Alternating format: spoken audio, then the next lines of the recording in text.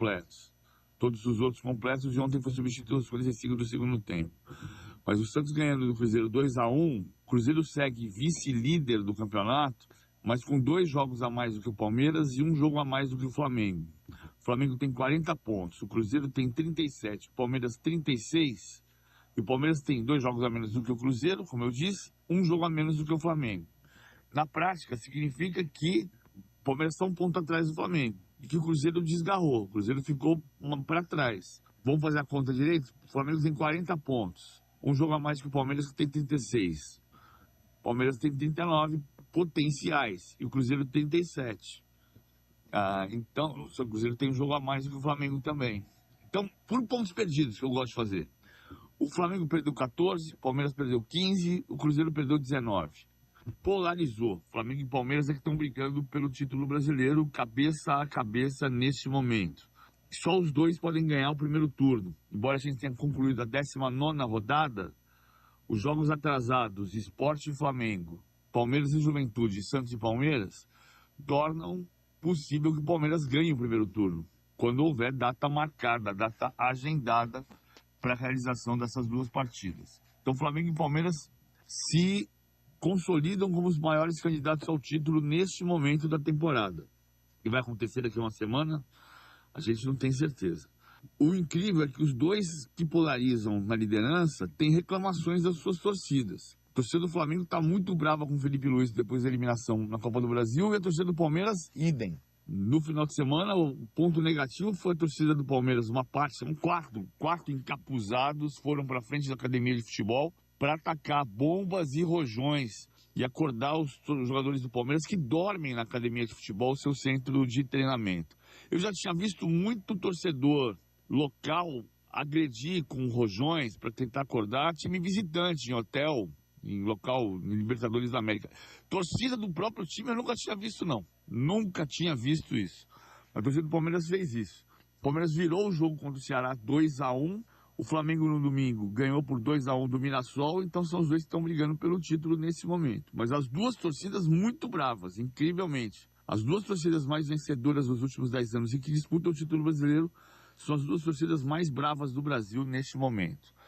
Bom, o Corinthians fecha a rodada hoje contra o Juventude, e o Corinthians abriu a rodada com a queda do seu presidente, a confirmação do impeachment de Augusto Melo. Agora, em 30 dias, o Corinthians vai convocar a nova eleição. E o clima vai ficar melhor ou pior, dependendo de hoje. Juventude e Corinthians fecham a rodada às 8 da noite em Caxias do Sul. Tão bravinhos, é? Vocês? Vai torcer pro meu time lá no Sul pra você ver. 9-2.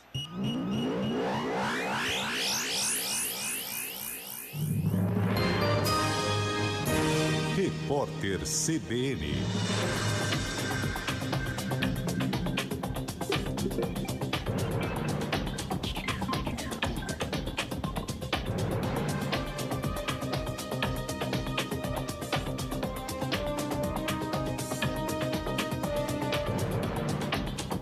Segunda-feira, 11 de agosto de 2025. A projeção da inflação oficial do país para este ano caiu pela 11ª vez seguida. A estimativa do indicador recuou 0,02 ponto percentual e ficou em 5,05%. Apesar das reduções consecutivas, a projeção continua acima do teto da meta para 2025, que é de 4,5%.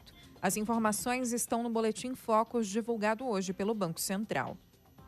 Um levantamento do jornal o Globo revelou que deputados e senadores destinaram 13,5 milhões de reais em emendas a 31 clubes de futebol nos últimos 3 anos. Os envios cresceram a partir de 2024, quando o STF aumentou o cerco às emendas para ONGs e prefeituras aliadas. Um dos casos citados é do senador Renan Calheiros, que enviou R$1 milhão no ano passado ao CSA, Clube do Coração do Parlamentar em Alagoas. O título de campeão em emendas é do Ideal Futebol Clube de Ipatinga, em Minas Gerais. Desde o ano passado, o time tradicional do Vale do Aço recebeu emendas que somam R$2,5 milhões. O presidente Lula e o vice Geraldo Alckmin se reúnem hoje para alinhar o plano de mitigação dos efeitos do tarifaço de 50% imposto pelos Estados Unidos. O ministro da Fazenda, Fernando Haddad, também deve participar do encontro. A expectativa é de que o plano de contingência seja anunciado entre hoje e amanhã e contemple medidas como linhas de crédito e adiamento das cobranças de tributos e contribuições federais. O tenista João Fonseca enfrenta às 3h30 da tarde de hoje o francês Terence Satmane pela terceira fase do Masters 1000 de Cincinnati, nos Estados Unidos. No sábado, o brasileiro venceu o espanhol Alejandro Davidovich Fokina, que abandonou a partida por cansaço. No horário de Brasília, 9h05.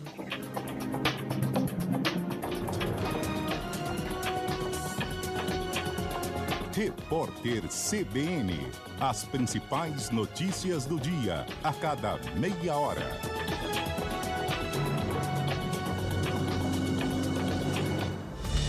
Você que está na Paraíba e acompanha a programação pela CBN João Pessoa, fica agora com as notícias da sua cidade. Até mais!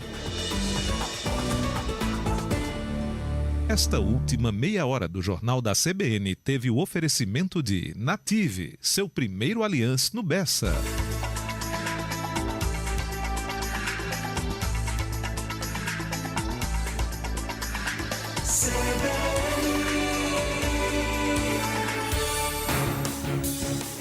Rádio CBN, ZYC 980, FM 101,7 MHz. João Pessoa, Paraíba. 9h06. CBN João Pessoa. Apresentação Caio Ismael. A vida é pra quem sabe viver. Procure aprender a arte, pra quando apanhar não se abater. Ganhar e perder faz parte. Levante a cabeça, amigo, a vida não é tão ruim. Um dia a gente perde, mas nem sempre o jogo é assim. Pra tudo tem um jeito, se não teve jeito ainda não chegou ao fim. Mantenha fé na crença se a ciência não curar, pois se não tem remédio, então remediado está.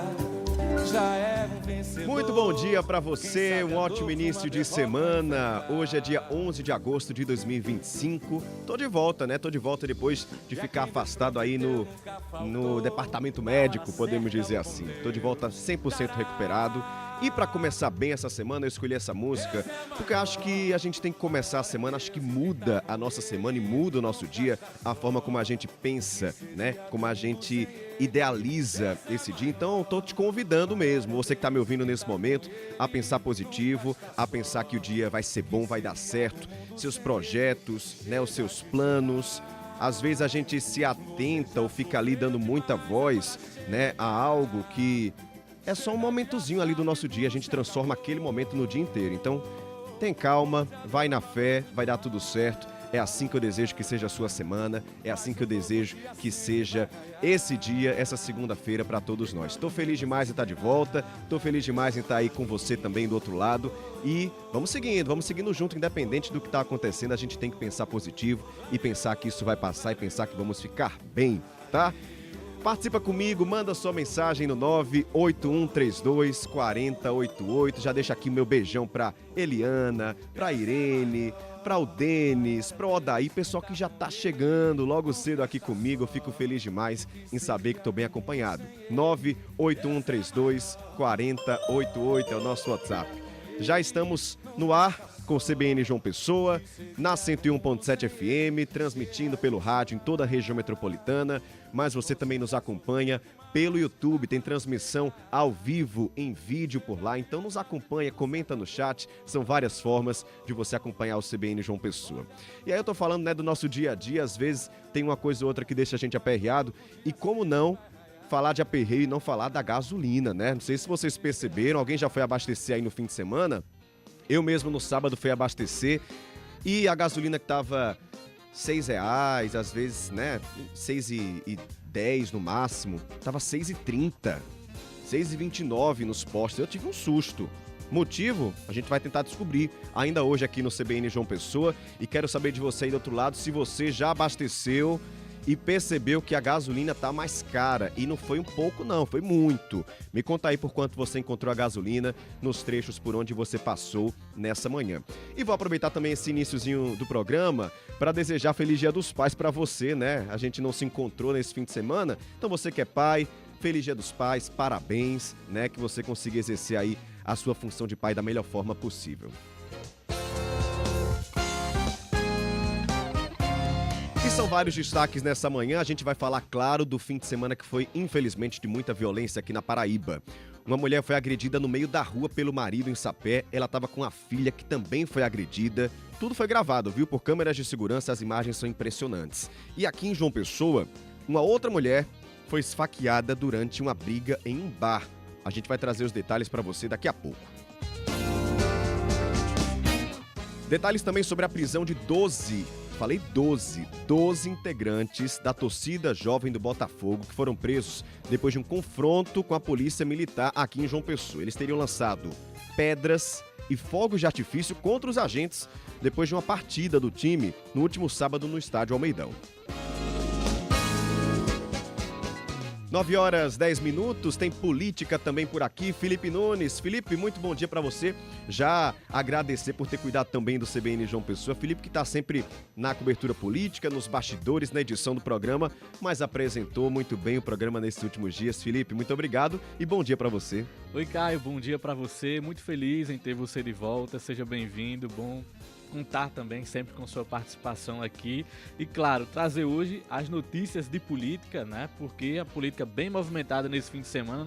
Na última semana, cara, você não estava aqui, mas a gente estava com expectativa de falar sobre a presença do prefeito Cícero Lucena no Orçamento Democrático lá em Campina Grande. Eu acompanhei. Acompanhou, né? Acompanhei tudo. Eu, inclusive, disse aqui que fontes do prefeito Cícero Lucena haviam confirmado naquele dia que ele iria, sim, ao Orçamento Democrático, mas aconteceu que ele não foi. À noite houve desencontros e o prefeito Cícero resolveu estar em outro evento. Que evento foi esse? O lançamento do curta-metragem sobre Ronaldo Cunha Lima, homenagem ao poeta, pai do ex-governador Cássio Cunha Lima. São sinais da política que nós vamos interpretar daqui a pouco. Que sinais são esses? Possivelmente já com reflexos para as eleições do próximo ano. Vamos trazer também, Caio, uma reflexão sobre os desdobramentos da decisão da semana passada que você acompanhou acerca da lei do gabarito, né? Houve uma decisão que, de certa forma, flexibiliza o entendimento acerca dessa lei aqui na nossa capital, que deixa com que um prédio aqui de João Pessoa possa estar acima do máximo permitido. É isso, e abre a porteira, né? Infelizmente abre a porteira, porque se um prédio pode ficar acima do permitido, porque outros não podem. É decisão polêmica de uma lei que é importantíssima para o meio ambiente, para nossa, né, para o clima da nossa cidade também, e tantos outros assuntos. Vamos saber tudo na política, é muito pano para manga para a gente discutir aqui na nossa bancada. E outro assunto importantíssimo, viu, Felipe, que a gente vai trazer aqui para nossa bancada, você deve ter acompanhado, a gente vai falar sobre adultização de crianças. Quem acompanhou aí no último fim de semana, finzinho da semana passada, deve ter visto que um grande influenciador digital aqui do Brasil, Felca, quem não conhece, a gente vai falar um pouquinho sobre ele. Ele denunciou, né, fez um grande vídeo, 40 minutos, um vídeo falando sobre a problemática da adultização de crianças nas redes sociais. Falou até de crimes que estariam sendo cometidos até por pais dessas crianças. E nesse vídeo ele denunciou um influenciador aqui da Paraíba, Ítalo Santos, que inclusive tem investigação já com relação a ele. Felipe Nunes está nessa apuração, né? Já havia uma investigação, esse caso é reaceso na internet. A gente vai falar sobre isso, né? O que é que diz a lei, o que é que está sendo discutido agora no Congresso Nacional, quais os impactos para as crianças. Você, claro, pode participar sempre das nossas discussões aqui na nossa bancada. São 9h13. No quadro CBN Universidade, os estudantes de jornalismo da UFPB têm trazido um dado, ou vão trazer um dado bem impressionante, que é a Paraíba ser o estado mais verticalizado do Nordeste. Vamos ouvir o que é que eles têm aí já para te adiantar dessa reportagem especial. Olá! A 6ª temporada do CBN Universidade está no ar e no episódio de hoje eu, Kendi Ferraz Itai Alves, celebramos a história de João Pessoa por meio da memória de alguns pessoenses que ainda moram em casas. É o seu caso? Então você vai gostar de ouvir. E aí, já vou corroborar com a pergunta. É seu caso? Você mora em casa? Eu tava morando em apartamento nos últimos anos. Tô morando em casa agora e é muito bom, viu? É diferente demais. Se você mora em casa, me conta aí como é essa experiência. Se você mora em apartamento, também pode dizer, ó, Caio, prefiro apartamento, acho mais seguro, é menor. Me conta aí, você prefere casa ou apartamento? 981324088. E segunda-feira, você já sabe, é dia da gente cuidar da nossa saúde mental com a psicóloga Moisete Neves na coluna Abertamente. Uma excelente segunda-feira para você ouvinte da CBN. Quando a infância e a adolescência se tornam palcos lucrativos nas redes sociais para a promoção de bebidas, adultização, insinuações de teor sexual e aposta, percebemos que a sociedade continua indo de mal a pior. O que está por trás desse desejo de ser influenciador para as nossas crianças e jovens? Vamos conversar sobre isso na coluna Abertamente de hoje. Tá aí, falar dos impactos psicológicos para as crianças estarem envolvidas nesse meio, em bebida, em adultização. É complicado demais. A gente tem que preservar nossas crianças, gente. Vamos falar sobre isso. Agora são 9h15. Trânsito.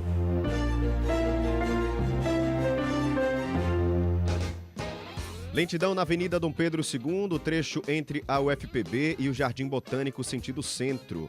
Também trânsito lento na BR-101, logo após o viaduto de Bahia, sentido João Pessoa, até o antigo posto da PRF. E retão de Manaíra também com trânsito lento entre a UPA Oceania e o Manaíra Shopping no sentido centro. Lembrando que você também pode participar com informações do trânsito, é só mandar no nosso WhatsApp e a gente vai atualizando você em tempo real até o meio-dia. E assim a gente segue junto, tem muitos ouvintes aqui participando, ó. Quero deixar um abraço para o Diego Arley, para o Vando, para o Alessandro Garrido, para a Lu, para o Bruno. Muita gente chegando, ainda dá tempo, já a gente lê todos os comentários, né? Conversa e traz você aqui para a roda, traz você também para a nossa bancada. E eu sigo junto com Luciano Cabral, que está nos trabalhos técnicos, Felipe Nunes na edição e na produção, Renan Mesquita e Evelyn Lima. O CBN João Pessoa, programa de notícias das suas manhãs, aqui na 101.7 FM, está no ar. Giro de notícias. Um vídeo compartilhado pelo influenciador digital Felca no fim da última semana chamou a atenção para um assunto delicado e urgente, a adultização de crianças. No conteúdo, que já ultrapassou mais de 20 milhões de visualizações, ele denunciou o também influenciador Ítalo Santos, aqui da Paraíba. Quem explica essa história pra gente é Guilherme Bezerra. Bom dia, Caio. Uma polêmica que mostra uma ferida exposta da nossa internet. O youtuber Felca, que é conhecido por fazer vídeos no estilo exposed, ou seja, expondo assuntos polêmicos, está viralizando com um vídeo que já tem mais de 20 milhões de visualizações sobre adultização de crianças. Isso quer dizer, tirar os traços infantis e querer expor a criança a uma vida adulta, seja por ela estar em ambientes que não pertencem a uma criança ou até chegando na sexualização do corpo infantil. E piora, tudo isso por likes e dinheiro das redes sociais.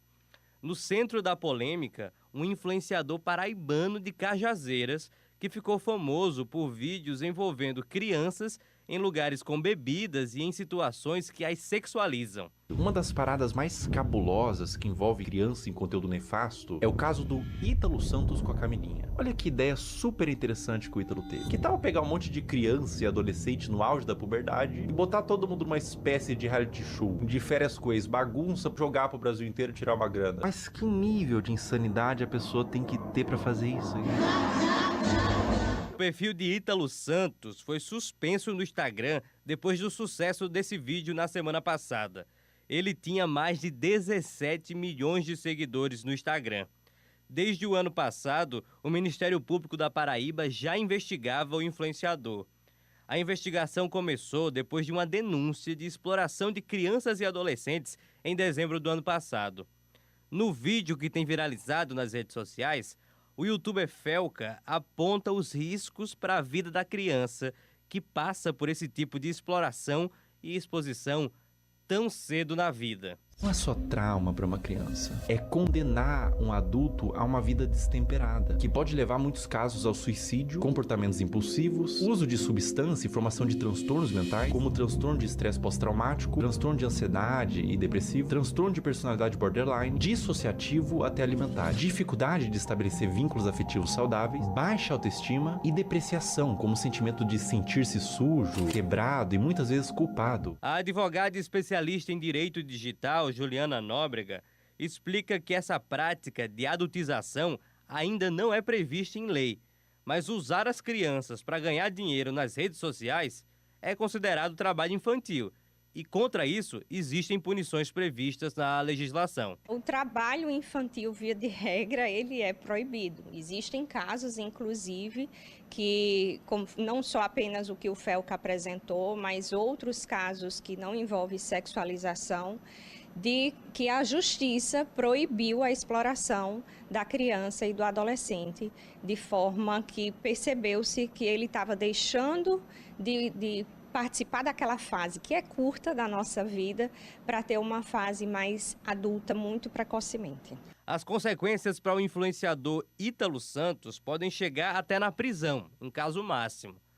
Possibilidades mais prováveis envolvem o cerceamento ou bloqueio total das redes sociais dele. Ele com certeza vai responder seguindo o devido processo legal. O que pode acontecer é o trabalho dele estar mais restritivo a outros tipos de publicidade. Nós temos visto um comportamento do judiciário proibindo, inclusive, o uso de redes sociais, né? Então, para ele, que é influenciador, que tem como meio e ferramenta o uso das redes sociais no trabalho, pode ser bastante prejudicial. A repercussão do tema de adultização tem sido grande. Nomes como o presidente da Câmara dos Deputados, Hugo Mota, já se manifestaram sobre o tema. Numa postagem no Instagram, Mota afirmou que a Câmara vai pautar com mais celeridade, ou seja, mais rápido, o tema para formalizar uma lei a respeito.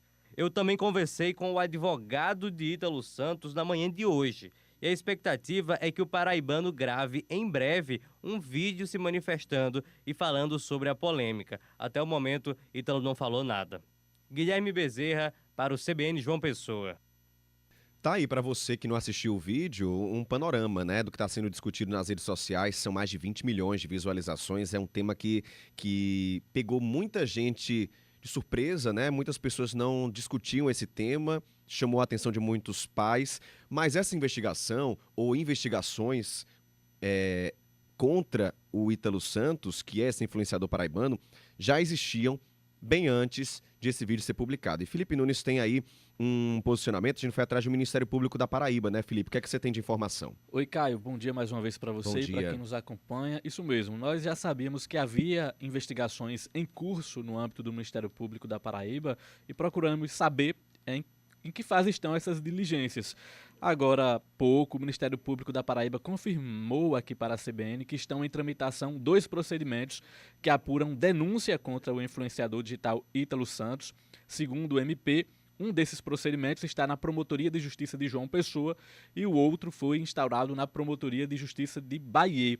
Ambos são sobre a proteção de crianças e adolescentes, abrangendo as áreas civil e criminal, e se encontram em fase de investigação. De acordo com o promotor João Arlindo, de João Pessoa, o processo de apuração inclui a escuta dos adolescentes e dos pais e mães dessas pessoas. O promotor ressaltou que o processo é sigiloso e que não há como o Ministério Público dar mais detalhes sobre o caso, em virtude de se tratar de matéria da infância e juventude protegida pela lei. Já a promotora Ana Maria França, que atua na área da defesa da criança e do adolescente de Bahia, disse que o procedimento que está em andamento são sobre fatos que teriam acontecido quando o influenciador morava lá na cidade, em Bahia. Qual é a informação nova? Os membros do Ministério Público informaram que, além desses procedimentos que tramitam no âmbito do Ministério Público, o MP também requisitou um inquérito policial para que sejam apuradas as condutas de Ítalo Santos na área criminal. O Ministério Público vai receber esse resultado para que façam uma avaliação aí se há elementos para denunciar Ítalo Santos à Justiça. Essas são as informações compartilhadas agora pelo Ministério Público aqui com a CBN, Caio. Tá aí, Felipe. Obrigado pelas informações. A gente, claro, vai continuar acompanhando esse caso e qualquer desdobramento você sabe aqui na CBN até o meio-dia. São 9h24, ainda seguindo nesses assuntos, né, principalmente assuntos da área policial envolvendo adolescentes. Um adolescente foi alvo de um mandado de busca e apreensão pela Polícia Civil agora pela manhã no município de Conde. Ele, segundo as investigações, mantinha relações sexuais com um parente de apenas 11 anos de idade. De acordo com o delegado João Ricardo, da Delegacia de Crimes Cibernéticos, o adolescente também foi alvo de um mandado de internação. Vamos ouvir.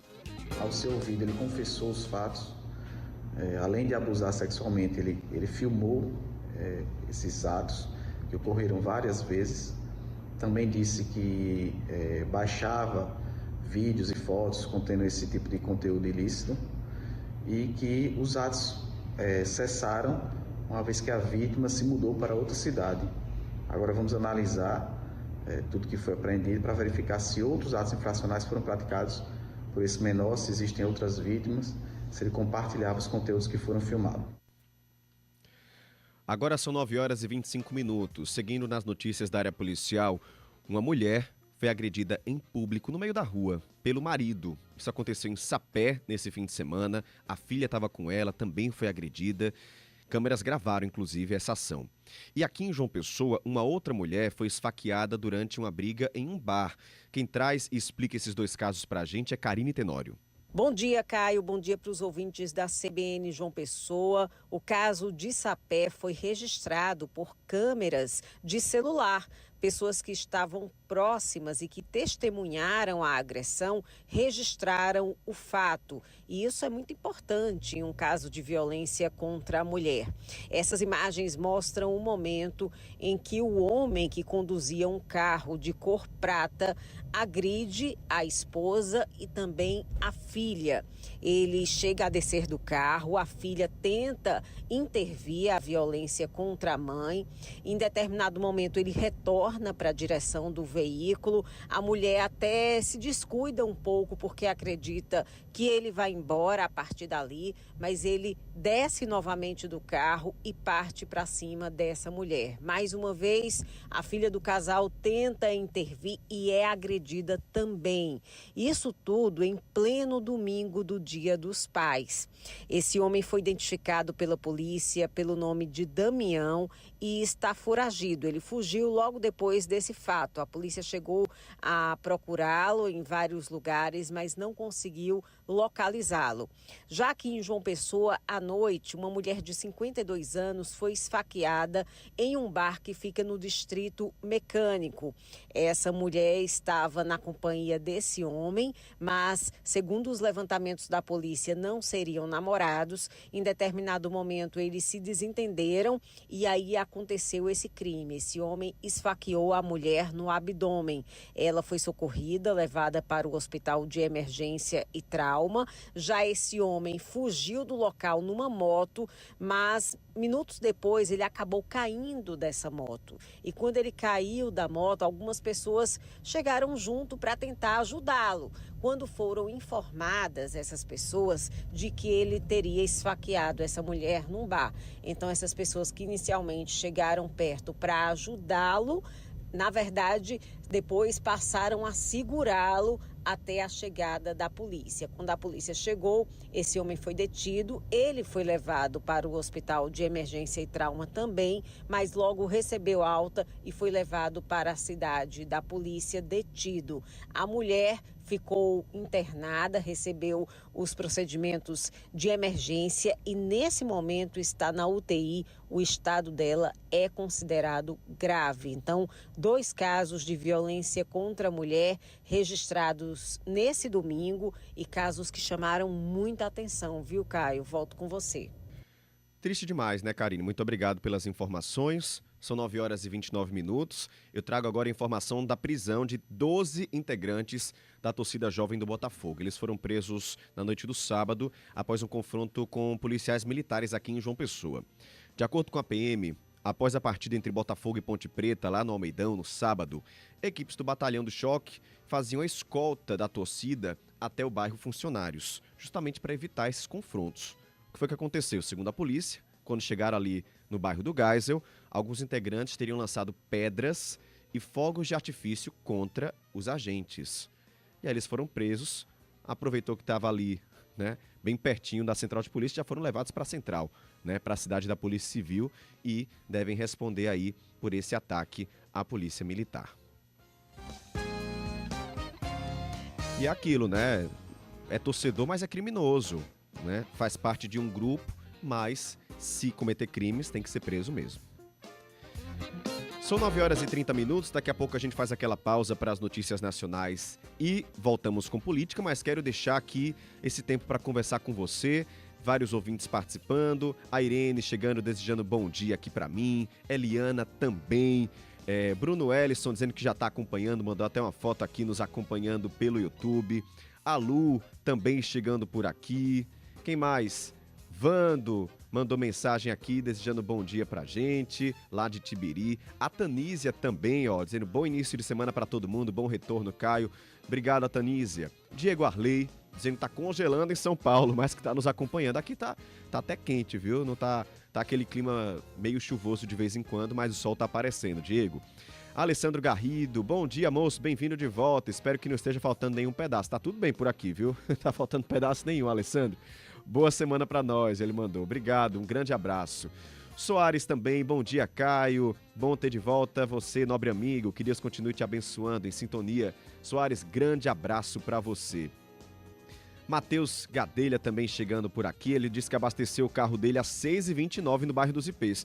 Eu abasteci também às 6h29, viu? Ali na Dom Pedro II, já havia procurado outro posto, também estava às 6h29, mas logo cedo passei, alguns postos ainda estavam a R$6, então depende aí da procura. A gente fala um pouquinho sobre isso daqui a pouco e conversa com os outros ouvintes também. São 9h31. Repórter CBN.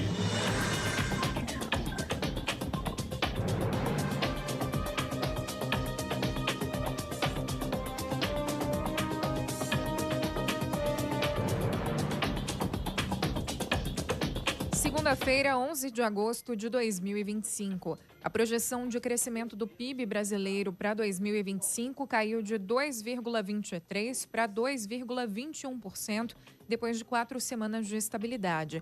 Para o ano que vem, a estimativa de avanço da economia do país recuou levemente de 1,88% para 1,87%. Já são 2 quedas seguidas.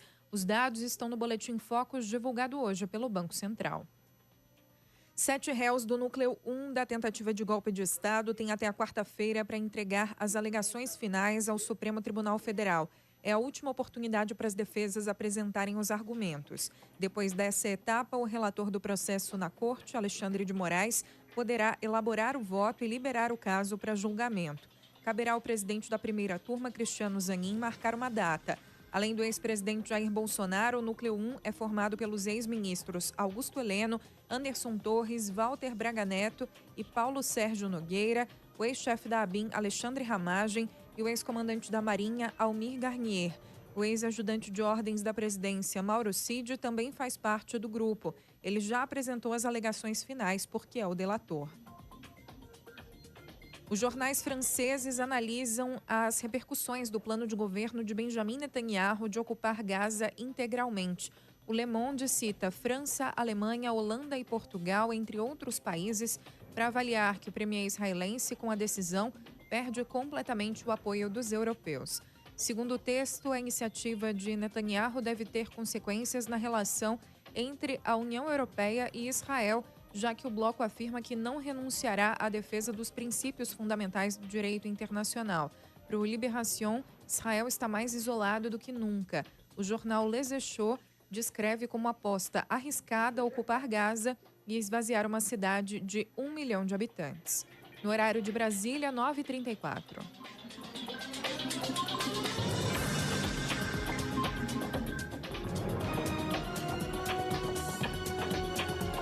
Repórter CBN. As principais notícias do dia, a cada meia hora.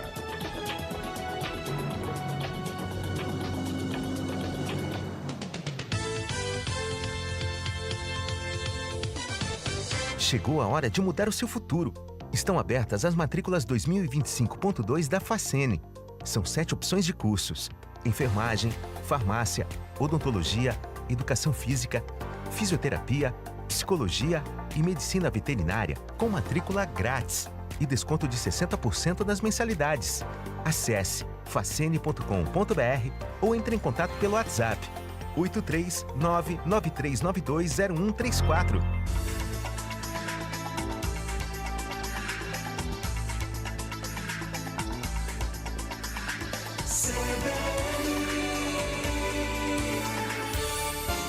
CBN João Pessoa. 9h35. Política.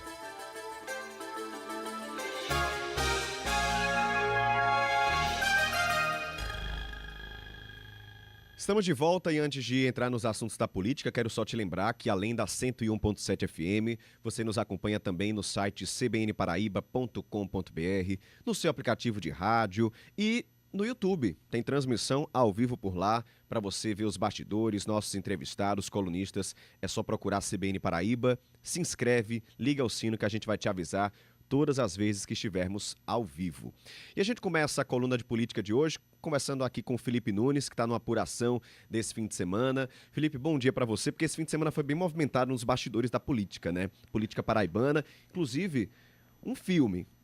Estreia de um filme causou maior rebuliço nesse bastidor aí, pelas presenças na estreia desse filme, né, Felipe? Bom dia. Oi, Caio, bom dia mais uma vez. Sem nenhuma dúvida, foi uma repercussão enorme e a estreia do filme Habeas Pinho, um curta-metragem que faz uma homenagem ao ex-governador Ronaldo Cunha Lima, causou repercussão, principalmente pela presença do prefeito da capital, Cícero Lucena. Foi na última sexta-feira, evento que contou com a participação não somente de Cícero, mas dos principais nomes da oposição ao governo do estado, lá em Campina Grande. E embora tenha dito oficialmente que essa participação se deu por causa de laços políticos antigos, a presença de Cícero, de fato, reforça, em tese, nesse momento, esse clima de divergências dele com o grupo político do qual ele faz parte atualmente, que é o grupo do governador João Azevedo. A ida de Cícero chamou mais atenção ainda, Caio, na última sexta-feira, porque se deu no mesmo horário em que, em Campina Grande, acontecia a plenária do Orçamento Democrático Estadual, presidida pelo vice-governador Lucas Ribeiro. Eu havia dito, inclusive, na última sexta-feira, aqui durante a nossa coluna de política, que havia a previsão da participação do prefeito no Orçamento Democrático, porque, de fato, isso constava na agenda do gestor pela manhã, mas houve uma mudança de percurso. E aí, à noite, Cícero resolveu participar somente do filme Habeas Pinho, do lançamento do curta-metragem Habeas Pinho. A assessoria do gestor me informou que houve ali um conflito de agenda e ele não poderia deixar de participar, né, da estreia do filme, já que ele tem uma relação política histórica com Ronaldo Cunha Lima, tendo sido, inclusive, vice-governador de Ronaldo. A gente lembra que Cícero é um pretenso candidato ao governo do estado, né? E disputa essa indicação com o vice Lucas Ribeiro, que presidiu a audiência do Orçamento Democrático lá em Campina Grande. Mas o lançamento do filme, além de Cícero, contou com as presenças dos principais nomes da oposição, como eu disse, a exemplo do prefeito de Campina Grande, Bruno Cunha Lima, dos senadores Veneziano Vital do Rego e Efraim Filho, e do ex-senador Cássio Cunha Lima, que inclusive mencionou Cícero no discurso oficial. Vale lembrar que, além da presença, Cícero se deixou ser fotografado por essas lideranças políticas da oposição. Ou com essas, né? Ou com essas lideranças, o que chamou ainda mais atenção. Além de Cícero, também participaram o presidente da Câmara Municipal de João Pessoa, o vereador Dinho, e o presidente da Assembleia Legislativa da Paraíba, Adriano Galdino. Mas no caso de Adriano, ele conseguiu arranjar um tempinho para participar antes do Orçamento Democrático, que também acontecia lá em Campina Grande. Trazendo aqui uma aspas do que disse Cícero Lucena lá nesse evento do Habeas Pinho. Não poderia deixar de comparecer ao lançamento deste curta, tendo em vista a profunda amizade que nutria por Ronaldo e pela história que construímos juntos. Foi o discurso oficial do prefeito, mas não há como não fazer, João, leituras políticas relacionadas à conjuntura eleitoral do próximo ano.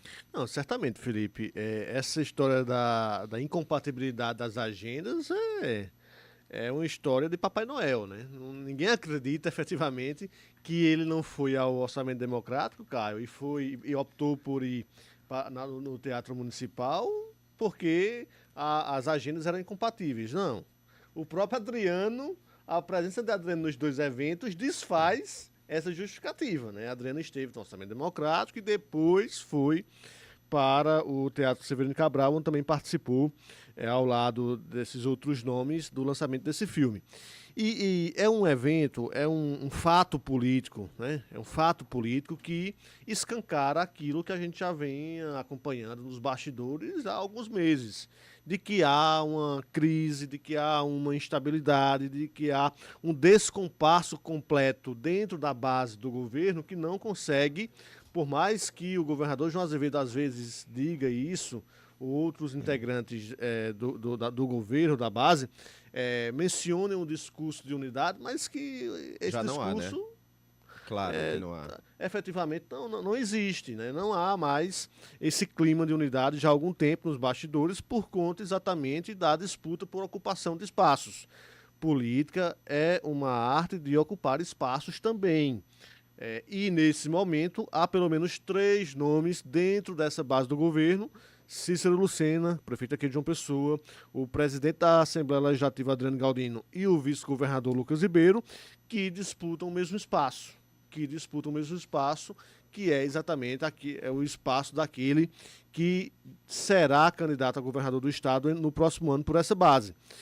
E na política, quando o cidadão não encontra espaço, ele tem 2 opções. Ou ele aceita, se conforma com aquela situação e abdica dos seus projetos, ou ele busca novos horizontes. Novos espaços. E é esse movimento...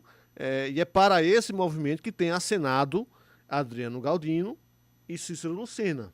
Tem acenado na perspectiva de passar o recado claro e evidente para a base do governo que, se as portas continuarem fechadas, se os principais caciques dessa base, Hugo Mota, João Azevedo e Aguinaldo Ribeiro, continuarem decidindo em reuniões fechadas o destino desse agrupamento, e decidindo com base na tese da candidatura natural de Lucas Ribeiro, na teoria da naturalidade, se isso continuar acontecendo, os dois poderão procurar um novo caminho, possivelmente formando ali uma nova composição, um novo agrupamento com esses nomes da oposição. As portas já estão fechadas, né, João? Já está Já claro estão de que tá aí, esse grupo está fechado. Experientes como são, Cícero e Adriano Galdino já perceberam que não possuem espaço mais dentro da base do governo, não possuem espaço para efetivamente essa disputa ao principal cargo da chapa, que é o de governador do estado. Podem até ter outros espaços. Agora,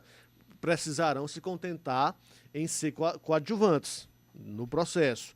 O que, até agora, os dois não têm demonstrado. Os dois querem e mantêm essa disposição de disputar o governo do estado no próximo ano. E aí, o ouvinte pode até nos perguntar agora, sim, mas haverá rompimento ou os dois permanecerão na base? Bem, não dá para responder isso agora. O que dá para responder, o que dá para dizer é que há uma completa desorganização, descompasso, incongruência dentro da base do governo hoje, uma base que não tem ali um referencial, O governador João Azevedo definitivamente não exerce essa postura de conduzir esse debate, porque deveria estar exercendo essa condução do processo, já que ele está ainda sentado na cadeira de governador. Aí basta que a gente lembre de outros momentos históricos onde sempre foi o governador a decidir, a conduzir, nem decidir, mas conduzir pelo menos a sua sucessão. Aconteceu isso com Ricardo Coutinho, quando João Azevedo foi alçado à condição de governador. Mas ele também abdicou de uma possibilidade ali, mas na época, qual era o cenário que se tinha? Todo mundo tinha dúvidas se Ricardo Coutinho sairia ou não sairia do governo, se ele permaneceria no governo até o fim ou se seria candidato ao Senado. Mas ninguém tinha dúvidas na Paraíba que se ele permanecesse, o candidato seria João Azevedo. Ninguém tinha dúvida disso. Era uma discussão que não acontecia em torno de nomes para a associação estadual. Agora, com João Azevedo, não. Esse processo caminha frouxo ali, ele não consegue trazer para si, atrair para si esse papel de liderança que deveria estar acontecendo, e isso faz com que os demais caciques do grupo entrem em conflito. João, será que isso não é estratégico? Porque assim, pode ser que já esteja ali, como são muitos encontros a portas fechadas, já tem esse grupo mais fechado. Será que eles já não definiram qual vai ser a chapa e não querem dizer para que não leve aquelas pedradas que a gente fala, o teto de vidro, né? Então vamos aguardar, a gente espera até lá, quando chega no limite a gente coloca o nome na praça, porque tem toda uma estratégia, né? Se colocar tarde demais também é ruim, mas se colocar cedo demais também pode se desgastar. Pode até ser, Caio, que seja estratégico, enfim, pode até ser, faça parte de uma estratégia do governo postergar essas definições, né? Agora, é algo que, se a gente for observar a história que aconteceu das eleições de 2022, você vai perceber que está acontecendo exatamente o mesmo roteiro. Em 2022 havia um conflito entre Aguinaldo Ribeiro e Efraim Filho, dentro da base, para ver quem seria o candidato ao governo do Estado, aliás, o candidato ao Senado da República, e esse conflito se estendeu até Efraim deixar a base. Aguinaldo, após isso, também voltou atrás e não disputou o Senado, e o governo teve que engolir num evento, que foi uma entrevista coletiva que foi anunciada poucos dias antes do fim do prazo, teve que engolir Aguinaldo Ribeiro, praticamente decretar que Lucas seria o vice, que ele não seria mais candidato ao Senado e que Lucas seria o vice, e estava resolvido.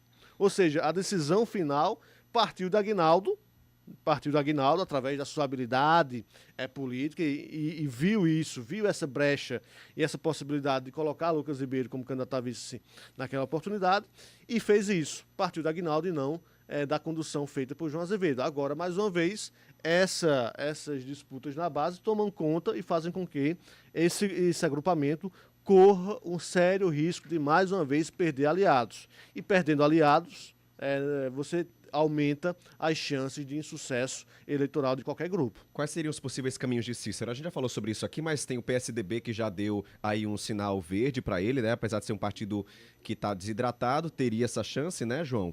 Para onde mais Cícero poderia ir, né? Quais seriam os outros caminhos? Tem outros partidos que poderiam o primeiro passo, se de fato ele quiser mesmo disputar o governo do Estado e estiver decidido a isso, Caio, é mudar de partido, é o primeiro passo, porque dentro do PP você não vai ter a legenda ali disponível para que ele faça esse movimento. E aí, dentro desse arco de partidos ali que estão mais afastados do governo, você tem o PSDB, você tem o PDT, você tem o próprio PSD de Gilberto Kassab, fala-se dessa possibilidade. Mas recentemente até o próprio Avante fez um convite a Cícero. Mas o Avante eu não conto, Felipe, porque assim, do ponto de vista estrutural, do ponto de vista das condições oferecidas para uma candidatura a governador, é difícil que alguém embarque num partido como o Avante. Os movimentos mais claros... Eu não estou desrespeitando o partido de forma alguma. Estou dizendo que do ponto de vista estrutural você teria outras opções mais possíveis, mais pertinentes. Agora, o partido é somente um dos passos, né? O partido é somente um dos passos que, se dado por Cícero Lucena, vai colaborar aí com essas movimentações todas que têm sido realizadas por ele rumo a essa disputa do próximo ano. Há quem diga também uma outra possibilidade, antes que eu esqueça, do MDB, do senador veneziano Vital do Rego, também é um partido que poderia servir para uma eventual candidatura de Cícero. Tem aqui ouvintes aqui falando, Felipe, o Rei Chacon fala o seguinte: bom dia, nada a ver Cícero ir para o orçamento democrático.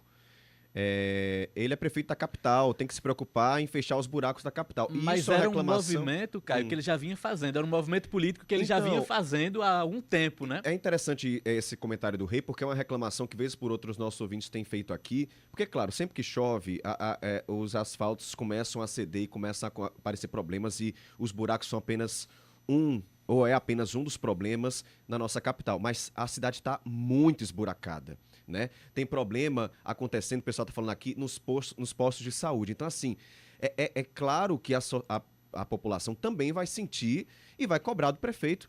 A questão prática. A gente fala muito aqui, né, que discutem-se muito política, quem vai ocupar o cargo, quem vai ser em 2026, quem vai ser... E agora, o que é que está acontecendo na cidade? Cadê a resposta do prefeito aos problemas da cidade? Né? Então, me parece que essa discussão está muito mais forte do que o problema real da cidade. A cidade está com problemas, precisa de uma resposta da prefeitura, e a gente está aqui com esse espaço aberto, inclusive, para o prefeito dizer falar sobre os problemas da cidade, porque a gente não pode tornar Cícero Lucena, tornar o prefeito ou qualquer outro candidato antes do tempo, e deixar de olhar para os problemas da cidade. Eu acho que essa é uma boa discussão aqui que o Rei Chacon está trazendo, nosso ouvinte. Caio, o fato é que o prefeito Cícero já vinha participando de agendas do governador João Azevedo ao longo de há alguns meses, né? Isso. Muito no interior do Exatamente. estado. Movimento de quem quer estadualizar o nome, inclusive recebendo também títulos de cidadão de cidades em que, na época em que foi governador, ele emancipou, né, politicamente esses municípios. Então, o fato dele não ter ido, né, digamos, um sinal político. Por isso que também estamos trazendo... É uma demonstração clara da insatisfação É uma e mensagem da falta semiótica. de reconhecimento, na verdade, a não ida Sim. de Cícero a esses duas plenários, porque, na verdade, não foi só a de Campina Grande, mas em Santa Sim. Luzia As duas também últimas. não foi, Coincidentemente, as duas que foram conduzidas por Lucas Ribeiro. Né? Então, Muito de fato, o atestado dessa insatisfação interna dele com o grupo Ribeiro e, ao mesmo tempo, uma sinalização de que ele não aceita ou não aceitará, dentro da base, ter Lucas Ribeiro como candidato ao governo do estado no próximo ano. Enfim, é uma situação que ainda certamente vai permanecer por algum tempo, dentro dessa base, desse caldeirão efervescente que se transformou a base de João Azevedo, muito em função dessa falta de condução, dessa falta de controle desse grupo que há muito tempo vem nos bastidores já sofrendo com essas divergências todas, Felipe, que agora elas passam a ser públicas. Exatamente. E só para concluir, João, há uma leitura semiótica que se pode fazer disso, como eu estava dizendo, né? Se você vê as imagens do prefeito Cícero Lucena, não é somente a presença dele lá no evento. As imagens falam muito, né? E os gestos que são feitos com essas lideranças políticas da oposição. Então, são cenas fotos, para né? os Fotos juntos. são próximas cenas para os próximos capítulos, inclusive também com declarações de lideranças da própria oposição que já não escondem mais as conversas que vem mantendo com o prefeito Cícero Lucena na esperança de que ele possa representar agora o grupo da oposição. É só você imaginar, viu, João? Ou de parte da oposição. Só pra fazer esse não parênteses aí das fotos. É só você imaginar, você que tá aí do outro lado. Sabe aquele amigo que você... Aquela pessoa que você não gosta? Sabe aquela pessoa que você não gosta, aí vem aquele seu melhor amigo, vai pra uma festa e tira a foto com aquela pessoa que você não gosta? É um recado, viu? É um sinal. Agora, qual o risco? Para a oposição, com esse movimento que tem sido feito por Cícero e por Adriano Galdino. Há um risco nisso e que precisa ser considerado. É o risco de viver a mesma situação que a oposição em Campina Grande viveu ano passado, quando o ex-prefeito Romero Rodrigues fazia essa sinalização, fazia esses movimentos todos na direção de romper com o prefeito Bruno Cunha Lima e na perspectiva de se aliar à oposição e, no fim das contas, não se aliou. E, no fim das contas, permaneceu junto à base de Bruno e o resultado terminou com a oposição tendo que lançar uma candidatura de última hora do médico Johnny Bezerra, que foi bem do ponto de vista da disputa, ainda conseguiu chegar no segundo turno, mas que, por conta dessa espera, por conta desses movimentos feitos por Romero, acabou perdendo o time na colocação de outros nomes na praça. Então, a oposição também não pode, corre esse risco, não pode fazer com que esse mesmo roteiro de Campina Grande do ano passado possa se repetir nessa disputa do próximo ano. Corre esse risco de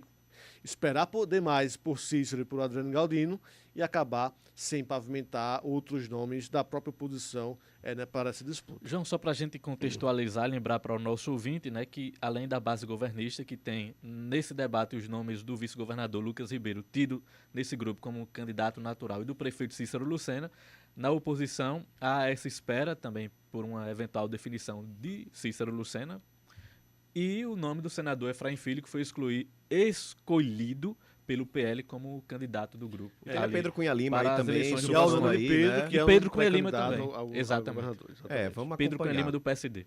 Agora são 9h54, a gente muda de assunto para um outro tema muito importante, que é a lei do gabarito, né? A gente fala muito, defende muito essa lei aqui, que estipula uma altura, né, máxima para as edificações no litoral da nossa Paraíba. Essa lei é patrimônio nosso, né? E o Ministério Público decidiu recorrer de uma decisão do Judiciário que liberou a expedição de um alvará para um prédio que descumpriu a lei do gabarito. João, explica essa história aí pra gente. Isso, cara. Informação da promotora Cláudia Cabral, repassada para Felipe Nunes, aqui da CBN, de que o Ministério Público ingressará com recurso contra a decisão da Terceira Câmara Civil do Tribunal de Justiça aqui da Paraíba, que, como você disse, autorizou, liberou de forma liminar a expedição do habite-se para um empreendimento no bairro do Cabo Branco, aqui de João Pessoa. E aí, esse empreendimento descumpriu a lei em 84 centímetros, ou seja, foi construído com 84 centímetros a mais do que o limite estabelecido pela legislação, que é estadual, e que vale ali, portanto, para todo o litoral do estado. E a partir dessa discussão junto à Terceira Câmara, a maioria dos desembargadores entendeu ser pertinente a liberação desse habite, dessa autorização para habitação lá nesse empreendimento. O recurso do Ministério Público agora vai questionar exatamente a relativização dessa legislação, que protege um bem coletivo, que protege o meio ambiente, em detrimento dos interesses particulares. E eu vejo, Caio, a minha avaliação é de que, de fato, nós precisamos enxergar de forma muito clara, muito evidente, esse viés da proteção do bem coletivo. Porque, ao mesmo tempo em que a legislação do gabarito ela se preocupa com o dano ambiental, né, com as questões ambientais, que são fundamentais, ela também proporciona ao nosso litoral ter um diferencial do ponto de vista turístico e econômico de outros espaços, ou de outros estados. Na medida em que você não tem a edificação de grandes edifícios, de espigões aqui na área do litoral paraibano, e isso se torna um diferencial a ser explorado, e aí certamente esse boom que João Pessoa tem vivenciado no turismo também tem como circunstância, ou também tem como um dos atrativos exatamente o nosso litoral, o formato ali do nosso litoral, que não conta com esses grandes edifícios na orla, isso é um fato.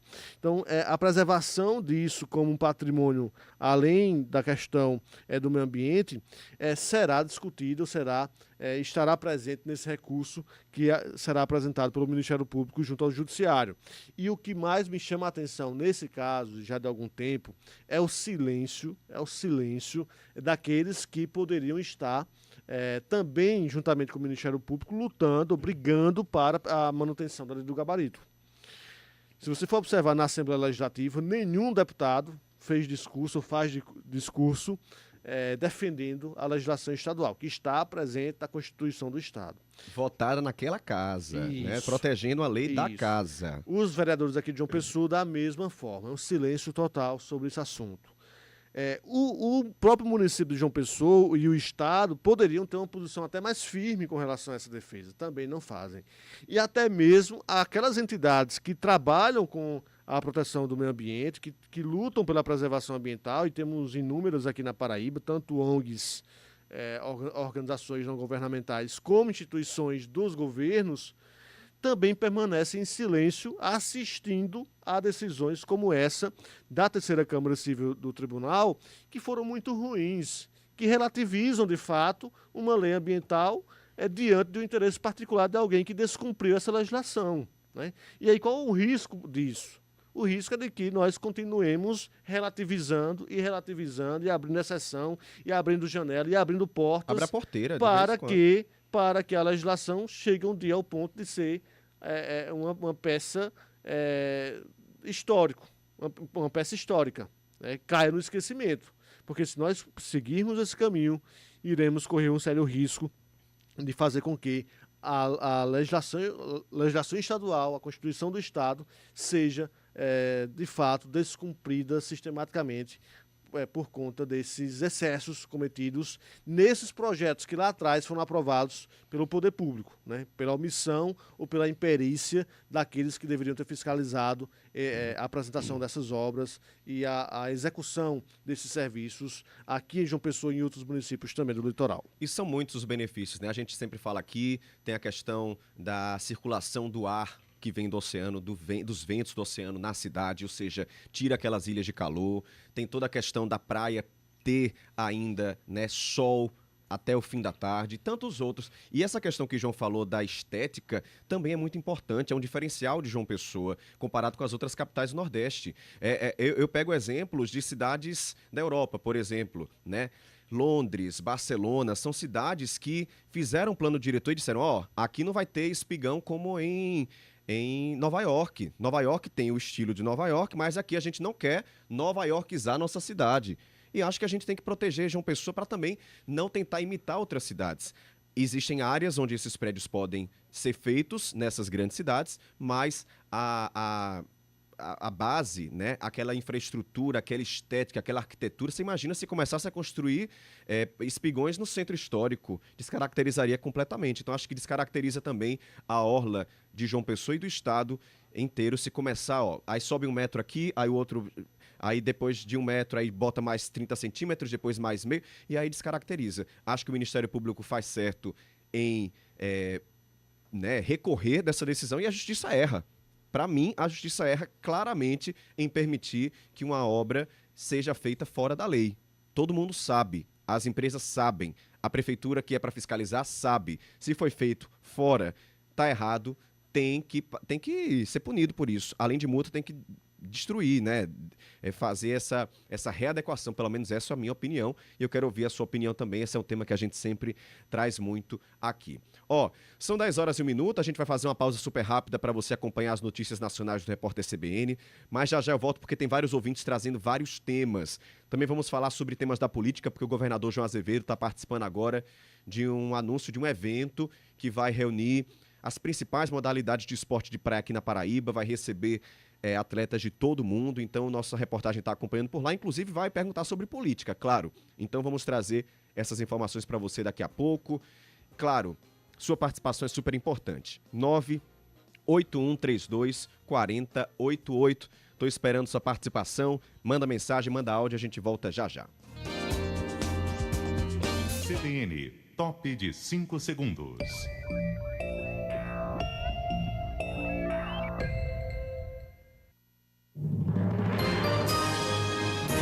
Repórter CBN.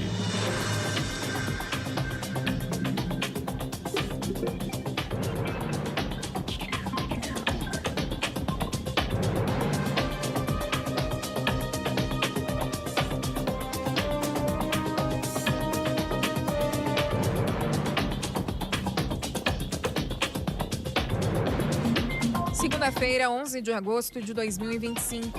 A taxa básica de juros da economia brasileira deve encerrar o ano em 15%. A informação está no Boletim Focus, divulgado hoje pelo Banco Central. A projeção ficou estável pela 7ª vez seguida. Para 2026, a expectativa em relação à Selic permanece em 12,5% há 28 semanas. No dia 30 de julho, o Comitê de Política Monetária manteve a taxa em 15%. A decisão interrompeu o ciclo de altas que vinha desde setembro de 2024. A desigualdade no acesso à creche aumentou entre ricos e pobres no Brasil. É o que revela um levantamento da organização Todos pela Educação. A diferença no atendimento entre os 20% mais pobres e os 20% mais ricos passou de 22 para 29,4 pontos percentuais entre 2016 e 2024. 2.300.000 crianças de até 3 anos estão fora dessa etapa escolar. O estudo considerou dados da PNAD contínua e do censo escolar. Palestinos relataram os bombardeios mais intensos de Israel em semanas contra áreas a leste da cidade de Gaza. Os ataques aconteceram poucas horas depois de o primeiro-ministro Benjamin Netanyahu afirmar que esperava concluir bem rapidamente uma nova ofensiva expandida na região. Pessoas ouvidas pela agência de notícias Reuters disseram que os militares israelenses usaram tanques e aviões, o que obrigou parte da população a sair de casa. No horário de Brasília, 10h04.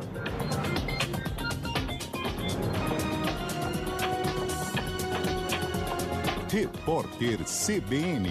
As principais notícias do dia, a cada meia hora.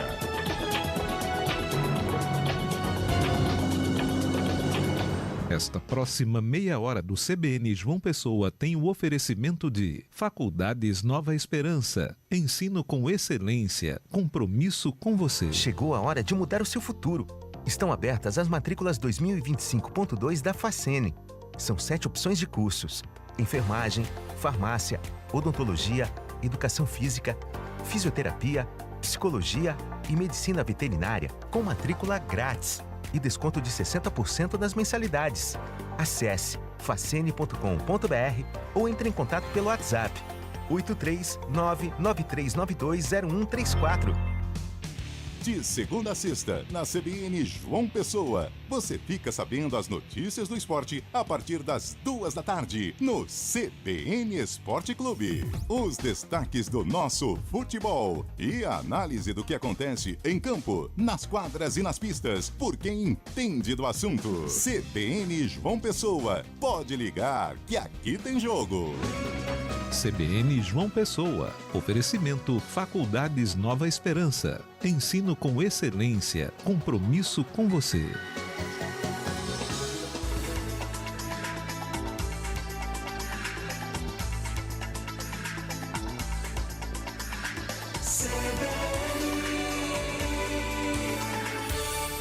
CBN João Pessoa. Apresentação: Caio Ismael.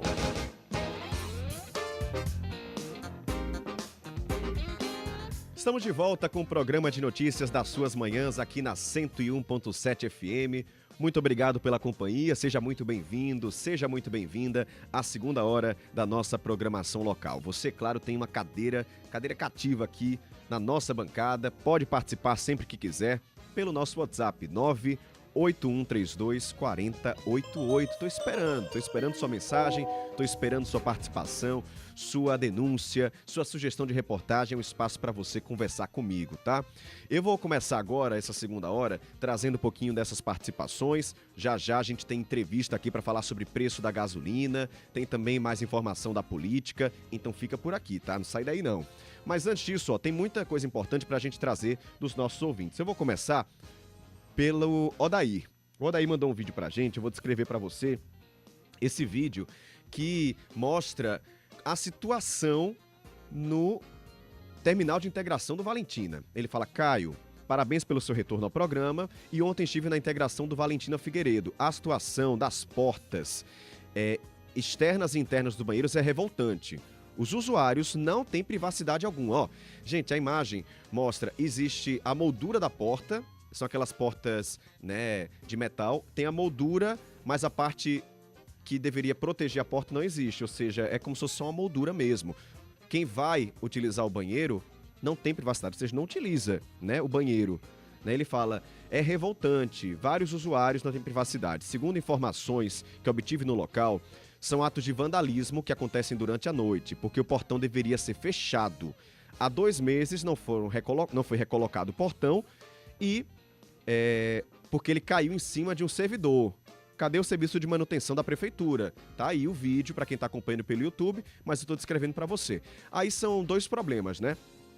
Primeiro deles é o vandalismo, né? Que acontece, isso é algo absurdo, a população, né, ser vítima desses vândalos que vão à noite e destroem um patrimônio que é da população, que é feito com dinheiro público.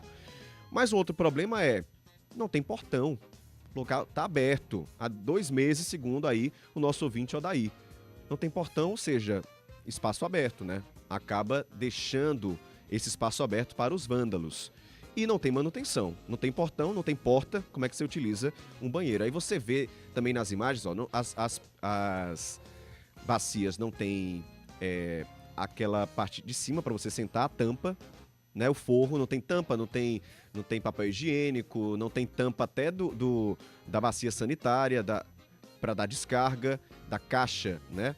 Gente, isso não é um banheiro, né? É uma carcaça de um banheiro. Não tem, a gente tá vendo aí, não tem as torneiras, levaram tudo. Ou seja, a prefeitura tem que fazer realmente uma manutenção e tem que colocar segurança nesses espaços públicos. Odair, muito obrigado pela participação.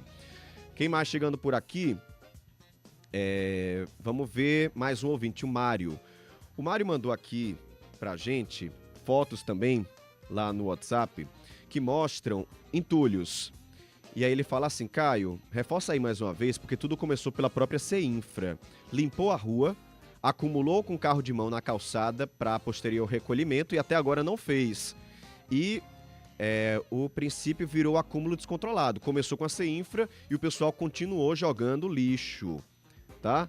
E aí ele fala, o nome da rua, Rua Emanuel Lisboa de Lucena, número 523, em Mangabeira 4. Atenção, Prefeitura, se puder fazer essa retirada, ele inclusive mandou aqui que foi feita a solicitação no aplicativo João Pessoa na palma da mão no dia 3 de julho. A gente já está em 11 de agosto, tá? 3 de julho, feita a solicitação para retirar esse entulho, já está virando uma coisa descontrolável, o pessoal não consegue passar pela calçada, tá aí o Mário Nicken fazendo essa solicitação. Obrigado, viu, Mário? Um abraço para você. Quem mais participando? Tem aqui o Rafael Jaburu, mandou um áudio pra gente. Fala aí, Rafael. Caio, ouvinte da CBN, eu só acredito que esse é mais um tema que mostra a necessidade latente de uma regulação das redes sociais. Para quem assistiu o vídeo, viu que é muito fácil se chegar no Telegram, se chegar num grupo de WhatsApp, de Telegram, de Discord, onde tem troca de imagens de crianças, entendeu? Grupos de pedofilia, entendeu? Como é que uma rede social, que a gente está na era da inteligência artificial, como é que uma rede social não consegue identificar que esses grupos existem e por que não excluem? Eu acho que as redes têm que ser responsabilizadas por esses conteúdos, principalmente o Facebook, o Instagram. Como é que o Instagram direciona um algoritmo para um pedófilo daquela forma que a gente viu no vídeo? Como é que ele não sabe o perfil dessas pessoas? Por que eles se recusam a entregar dados à justiça? Eu acho que esse é um tema que, mais uma vez, reforça a necessidade de uma regulação das redes sociais, principalmente da responsabilização civil das redes sociais sobre os conteúdos dela propagadas. Entendeu? Propagados. Eu acho que esse é um tema que a gente devia também trazer junto com essa de sexualização infantil. Grande abraço, Rafael Jaburu. Obrigado, Rafael. Eu concordo com você. As pessoas confundem muito regulação com censura. Existe lei, existe código penal, né? Existe código civil, existem regras que devem ser seguidas. Quando a pessoa comete um crime nas redes sociais, ela precisa pagar por esse crime e a rede social precisa retirar. A gente não pode deixar, né, que a pessoa cometa um ato de racismo, um ato de homofobia e fique ali como liberdade de expressão, porque não é. A partir do momento que você fere o direito de outra pessoa, você tem que ser responsabilizado. E as redes sociais lavam as mãos, elas precisam ser regulamentadas, né? Pode haver excessos, claro, isso a gente sabe que há, né? Mas a gente não pode deixar, até porque pode acontecer com você. Você que está me ouvindo, pode ser vítima de um crime nas redes sociais e as redes sociais dizerem, não, lavamos as mãos, não temos responsabilidade sobre isso. Aqui não. Vários países do mundo, União Europeia e tantos outros estão colocando regras e o Brasil precisa colocar. Somos uma nação soberana e precisa. Até hoje eu acho um absurdo você poder abrir uma rede social sem colocar nenhum documento. As pessoas deveriam ser responsabilizadas pelas redes que abrem, né? Então, assim, ao meu ver, vai abrir uma rede social, vai abrir um usuário, coloca ali o CPF, tem que comprovar que é você, né? Mas as pessoas abrem diversas redes sociais sem nenhuma, né, aqueles perfis fantasmas. Isso é um absurdo, né? As pessoas precisam se responsabilizar e tem gente cometendo crime utilizando esse argumento de censura para cometer crime, né? Rafael, obrigado pela sua participação. Acho que com esse novo movimento a gente espera que as coisas mudem aqui no Brasil. Vamos falar de gasolina. Tem o Matheus Gadelha falando cá em relação à gasolina. Abasteci ontem às 6h29 no bairro dos Ipês. O Nordo Valentina disse que abasteceu também às 6h30. Foi o preço que eu abasteci. Mas tinha aqui um posto aqui no bairro do Tambiá, que eu vi hoje pela manhã, R$6. Não sei se já mudou, porque às vezes muda assim, de uma hora para outra, né? Mais um ouvinte aqui, o Jailson Leandro. Bom dia, Caio. Ótima semana na sintonia na Eurípides Tavares, próximo à CBN, aqui pertinho. Grande abraço para você. Um abraço para o Flávio Saraiva também. E tá com a Alissa Vitória. Um abraço para vocês. O Heraldo nos acompanhando em Feira de Santana, na Bahia. Disse o seguinte: Caio, bem-vindo de volta. A gasolina aqui em Feira tá 5,67. Eita, tá bom o preço comparado com o nosso, viu? E diz que tem posto sem bandeira vendendo por 6. Obrigado, Heraldo. Trazendo aí um acompanhamento. A gente vai, inclusive, ter entrevista com o Procon para entender por que esse preço aumentou, tá? Mais um ouvinte aqui, o Irandi. Bom dia, Caio. Estava sentindo sua falta. Todos os dias você passeia comigo nos aplicativos. Irandi, grande abraço para você. Abraço também para sua esposa, que está aí na foto, sua filha. Grande abraço, tá? Mais um ouvinte aqui participando. A gente tem alguns áudios. Vamos ouvir o áudio da Jaqueline. Fala aí, Jaqueline. Oi, Caio. Ouvindo você aqui no rádio, imaginando, caramba, não é só isso não. Vai fazer 2 anos que ele fez o calçamento na nossa rua, na José Américo. Uma dele disse que está 100% calçado. Quebrou as calçadas e até agora tá lá lama, mato, metralha, tudo acontecendo numa mesma rua. E já chamei TV, já mostrei, já mandei pro aplicativo na palma da mão e nenhuma resposta é dada. E ninguém vai fazer a nossa calçada. A rua tá ok, graças a Deus. Antes tarde do que nunca está calçada. Porém, as calçadas que eles quebraram, né? Que não deveria ter quebrado, já que não tinha competência para fazer. Tivesse deixado as calçadas, que eram todas calçadas. As casas, tá tudo quebrado, cheio de mato, de entulhos. Poxa vida. Tá aí a Jaqueline falando sobre o prefeito Cícero Lucena, né? Fazendo essa cobrança. O prefeito visitando muitas cidades do interior e o pessoal aqui cobrando o básico, né? Em João Pessoa. Mais um ouvinte falando, Antônio. Fala aí, Antônio. Bom dia a todos da CBN. Uma surpresa hoje a gasolina desse jeito. E eu fico a pensar sobre os políticos. O nosso presidente entrou com a campanha que ia abrasileirar os preços dos combustíveis. Você vê que o Brent aí está em média $70. Em 2022, esse mesmo valor de $70 estava $100. Chegou até a $170 com aquela guerra lá na Rússia. E deu aquele pico de preço. Então, assim, o que é que está acontecendo hoje no Brasil? Que não temos guerra, o Brent está mais barato, mas a gasolina está mais cara. Não tem ninguém que fiscaliza, ninguém para falar, ninguém para orientar. O governo, acho que bota uma venda nos olhos. Café caro, você vê que o colchão mole, a carne já está subindo um pouco mais. E o brasileiro cada dia mais se apertando para fazer uma feira, para pagar as contas, tem que trabalhar mais. E os políticos aí, só gastando dinheiro. É complicado. Mas vamos para frente, bom dia a todos. Obrigado, Antônio, pela participação. A gasolina subiu, né? A gente está tentando entender o motivo, mas o preço de muitos produtos no supermercado tem caído. A gente tem percebido isso, né? Preço de carne, preço de alguns produtos, ovo também está mais barato. Essa volatilidade dos preços e essas taxas americanas também acabaram influenciando com relação a isso. Luiz Carlos, bom dia, Caio. Muitos prefeitos agiram assim como Cícero. Trabalharam bem no primeiro mandato e no segundo mandato deixaram de fazer a administração a desejar. Obrigado, Luiz. Quem mais chegando por aqui? Michael, bom dia, Caio. Chega aos meus 45 anos muito feliz. Fiz muitos amigos maravilhosos, amei, fui amado. Tenho trabalho, casa própria, o que dizer? Tá aí. Michael, grande abraço pra você. Parabéns, viu? Abraço aqui de toda a CBN. Soares. Caio, será que a prefeitura tá vendo o tobogã que a empresa deixou na via Rui Carneiro? Todo dia passo por lá. Absurdo não pedir para a empresa resolver aquilo. Até parece conivente. Não sei se você percebeu, Soares, eles conseguiram fazer aquele projeto, né, da prefeitura. O prefeito, quando veio aqui, falou sobre isso, que eles estavam tentando afastar os postes de alta tensão na Rui Carneiro para aumentar a quantidade de faixas. Isso já começou a ser feito. Então, eu acredito que toda a Rui Carneiro vai ser recapeada novamente quando eles fizerem isso. É o que a gente está esperando que seja feito, porque realmente está um pouco desnivelado aí esse problema no asfalto aqui da Rui Carneiro. Soares, grande abraço. Arão Alves. Bom dia, Caio. Estou em sintonia na programação da CBN, direto de Campina Grande. Grande abraço para você.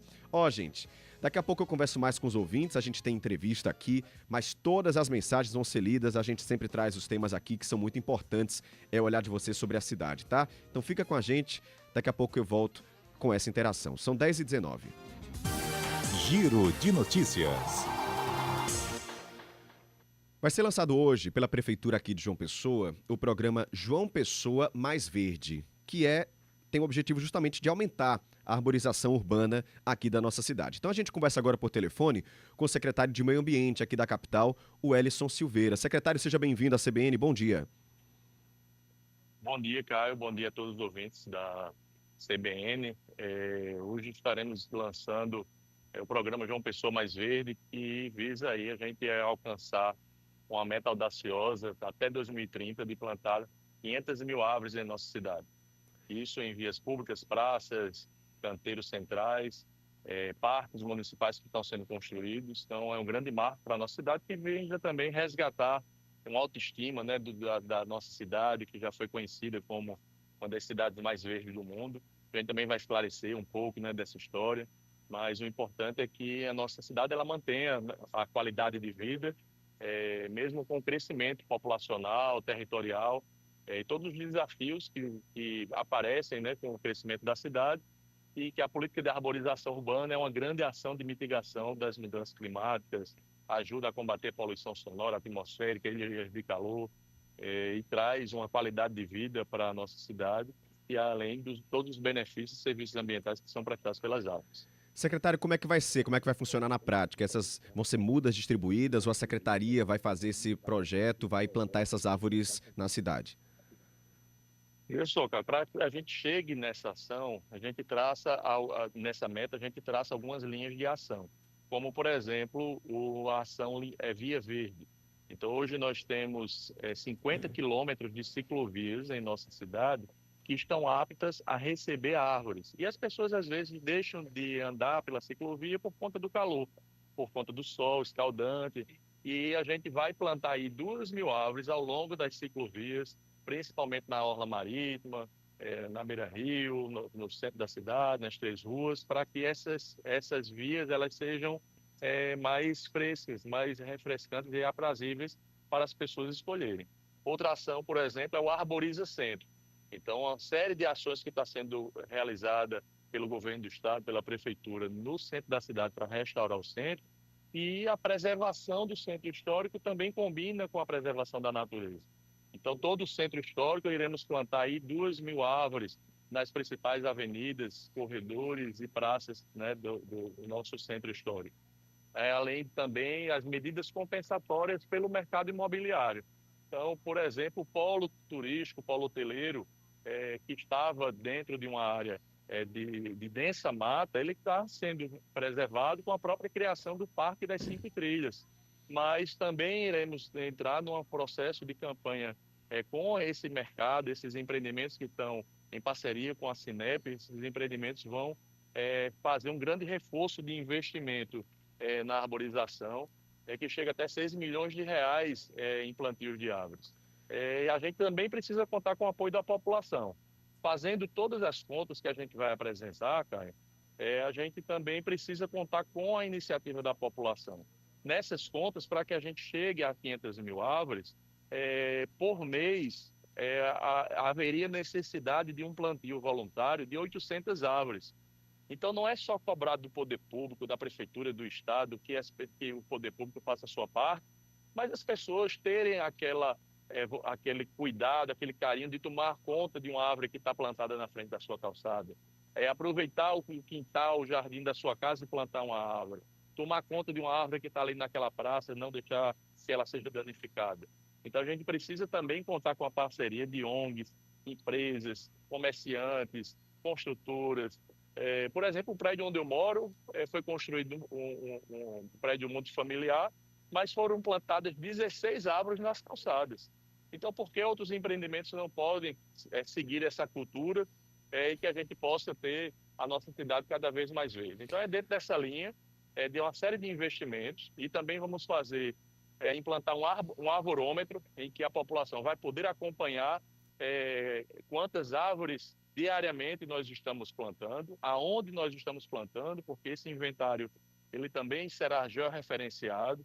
Então as pessoas vão poder identificar através de um site onde as árvores estão sendo plantadas e com isso a gente está até orientar a política, né, de arborização, aquelas áreas que estão mais degradadas, aquelas ilhas de calor, onde nós precisamos caprichar mais no plantio. E o avanço da tecnologia, da ciência também ajuda muito com isso. Secretário, falando aí em Ilha de Calor, eu tenho uma pergunta sobre os bairros da Zona Sul, né? A gente vê a orla da capital e alguns bairros muito mais arborizados, que bairros como Mangabeira, Funcionários. O que é que pode ser feito também para ajudar esses outros bairros mais ao sul da nossa capital, para que eles também fiquem mais arborizados? Tem algum projeto com relação a isso? Temos, não só na Zona Sul. Vou dar um exemplo de Manaíra, que fica na área norte. Manaíra ele é um bairro que ele tem 2 graus de temperatura mais quente do que o bairro de Itambiá. Porque o bairro de Itambiá você tem a Bica, a Lagoa, ali perto, o Parque do Roger, uma área arborizada e ele fica mais alto. A diferença de temperatura do bairro de Itambiá para o bairro de Manaíra é de 2 graus. Da mesma forma, acontece no Valentina, no Mangabeira, o bairro dos Bancários já é um bairro mais sombreado, tem um Parque das Três Ruas. Então, o que é que a gente está fazendo? Investindo nos parques, na implantação de parques municipais, Parque Cuiá, no Valentino, Parque Augusto dos Anjos, em Gramame, os parques lineares, ali na antiga Via do Cowboy. Então, nesses parques lineares, Orla Sul, chegando ali por Gramame, onde nós vamos plantar mais de 300 árvores. Então, essas áreas, essas vertentes, elas precisam ser intensificadas. E também fazendo corredores ecológicos. O que é isso? Ligando uma área verde à outra. Quando você vai haver uma constituição de um loteamento, de um condomínio horizontal, por exemplo, a legislação ela possibilita que haja a supressão vegetal, que é o uso alternativo de solo, e a manutenção de 10% da área verde. Mas as áreas verdes desses loteamentos, muitas vezes eles não se comunicam entre si. Então é preciso criar corredores ecológicos, né, ligando uma área a outra. Ali ligando Valentina ao bairro de Mangabeira, você tem aquela região ali de Laranjeiras, você tem uma várzea do rio Laranjeiras, e é preciso que a gente preserve essas áreas. As várzeas dos nossos rios, elas precisam, e essa vegetação, a mata ciliar, a cobertura vegetal, ela também contribui para outra política, que é a política de valorização dos recursos hídricos. Então, quando você tem uma ocupação urbana desordenada, principalmente ao longo dos nossos vales, dos nossos rios urbanos, você há uma degradação ambiental que piora a qualidade do rio, isso afeta diretamente a qualidade da água, afeta a biodiversidade, mas afeta também na regulação da temperatura térmica da nossa cidade. Então, nós iremos também fazer esse monitoramento dessas áreas verdes e intensificar a regeneração e o plantio dessas áreas nas nascentes dos rios, ao longo das várzeas e em corredores ecológicos. Estamos conversando com o secretário de Meio Ambiente aqui de João Pessoa, o Welison Silveira. Secretário, ainda sobre esse tema, a gente recebeu aqui fotos de um ouvinte de uma árvore de grande porte. Não dá para ver se é uma árvore ou se são mais de uma árvores, né? Ao lado do Liceu Paraibano, aqui na Avenida Tabajaras, foram derrubadas nessa manhã. Existe algum motivo, secretário, para a derrubada dessas árvores? O senhor saberia explicar? O caso específico, não tomei conhecimento, né, de pronto. As supressões em vias públicas, elas seguem um procedimento de um laudo ambiental. Geralmente acontece em casos de comprometimento fitossanitário, ou seja, quando a árvore está com questões da sua saúde, com cupim, com infestação, com fungo, com a raiz comprometida, risco de queda que pode trazer risco à vida das pessoas. Em razão do interesse público, quando vai ser construída uma via, você estava falando há pouco da Rui Carneiro, né? Isso. Na Rui Carneiro houve a supressão de 17 árvores, mas em compensação nós plantamos 58 árvores nas áreas laterais. Se houve uma supressão por um interesse de mobilidade no canteiro central, nós investimos no plantio nas calçadas laterais. Isso se dá, né, as medidas de supressão por interesse público. Ou também por risco de queda, geralmente são as causas, né, que justificam a supressão de uma árvore. Ressaltando também que não é pelo fato da árvore estar na frente da casa que essa árvore ela pertence à casa. Às vezes a gente chega a pessoas que plantaram ficus, que é uma árvore que é bastante característica da nossa região, que ele ficou famoso naquele filme Eduardo Mãos de Tesoura, que as pessoas faziam desenho nas copas, né? Só que é uma planta exótica, ela causa infiltração, dano à pavimentação e também no sistema hídrico, entrando nas casas, porque ele vai atrás de água até onde não tiver limite. E depois as pessoas descartam, né, aquela árvore e querem cortá-la. E aí algumas cidades declararam guerra a determinadas espécies, como o ficus, como o nim indiano, que é outra espécie que também é exótica, que ela é repelente de mosquitos, mas ela é repelente de abelhas, então ela também traz um dano, né, afeta aí o meio ambiente, mas a gente precisa conviver com essa política. Por isso, Caio, aproveito a oportunidade para dizer que hoje também estaremos anunciando o início, né, da contratação do Plano Municipal de Arborização Urbana. Ele vem em sintonia com o Plano Nacional da Política do Governo Federal do Ministério do Meio Ambiente, que é o Plano Nacional de Arborização Urbana. Então, estamos dentro de um planejamento estratégico. Então, o que nós estamos lançando hoje não é algo que vai ser encerrado daqui a um ano, não vai ser encerrado com a gestão do prefeito Cícero, mas ele vai perpetuar, porque ele passa a ser uma política pública do município. E ele conta com investimentos e com alinhamentos com a política estadual, com a política federal de meio ambiente também. Então, essas ações, elas precisam que elas perpetuem, que elas perpassem governos. Por isso que estamos lançando como um programa de governo. Quero agradecer demais ao secretário Wellison Silveira, do Meio Ambiente aqui da capital. Secretário, parabéns pelo projeto. Um ótimo dia para o senhor. Eu que agradeço, fico sempre à disposição. Bom dia a todos. Agora, 10h31, aquela pausa rápida para as notícias nacionais. A gente volta já para falar de gasolina. Não sai daí, não. Repórter CBN.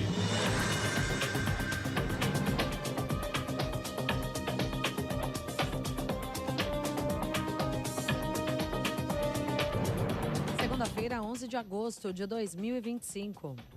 A projeção da inflação oficial do país para este ano caiu pela 11ª vez seguida. A estimativa recuou 0,02 ponto percentual e ficou em 5,05%. Apesar das reduções consecutivas, a projeção continua acima do teto da meta para 2025, que é de 4,5%. Para 2026, a projeção do IPCA passou de 4,43% para 4,41%. Já são 4 recuos seguidos. As informações estão no Boletim Focus, divulgado hoje pelo Banco Central. O mercado financeiro acompanha a participação do presidente do Banco Central, Gabriel Galípolo, num evento da Associação Comercial de São Paulo em busca de pistas sobre o próximo corte da taxa básica de juros. Os investidores também aguardam o plano de contingência do governo brasileiro em resposta ao tarifaço do presidente Donald Trump. A expectativa é de que as medidas sejam anunciadas até amanhã. No momento, a Bolsa de Valores de São Paulo opera praticamente estável aos 135.981 pontos. O dólar comercial está em alta de 0,19%, cotado a R$ 5,44. O euro vale R$ 6,32, ligeira elevação de 0,01%. O senador e pré-candidato à presidência da Colômbia, Miguel Uribe, baleado na cabeça num comício em Bogotá em junho, morreu hoje aos 39 anos. Ele fazia oposição ao governo atual e era um dos favoritos na corrida eleitoral colombiana. Miguel Uribe era neto do ex-presidente Júlio César Turbay Ayala. A mãe dele foi sequestrada e assassinada em 1991 por narcotraficantes que trabalhavam para Pablo Escobar. Miguel Uribe tinha apenas 5 anos na época. O caso foi retratado no livro Notícias de um Sequestro, do escritor e jornalista colombiano Gabriel Garcia Marques, vencedor do Nobel de Literatura em 1982. No horário de Brasília, 10h33.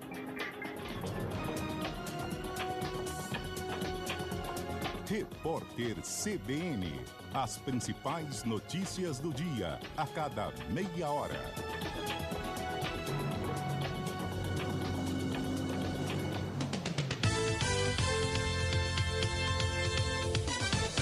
Esta última meia hora do CBN João Pessoa teve o oferecimento de Faculdades Nova Esperança. Ensino com excelência. Compromisso com você.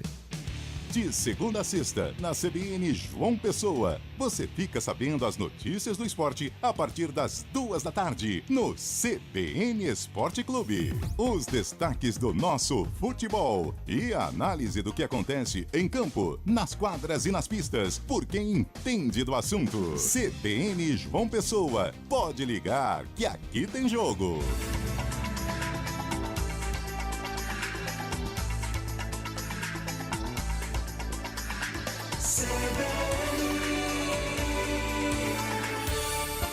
CBN João Pessoa.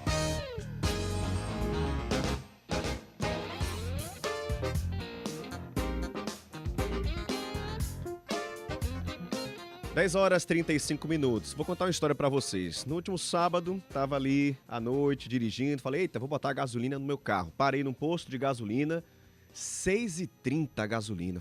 Perguntei pra vendedora, o que foi que houve? Tá mais caro, não tá? Ela disse, tá.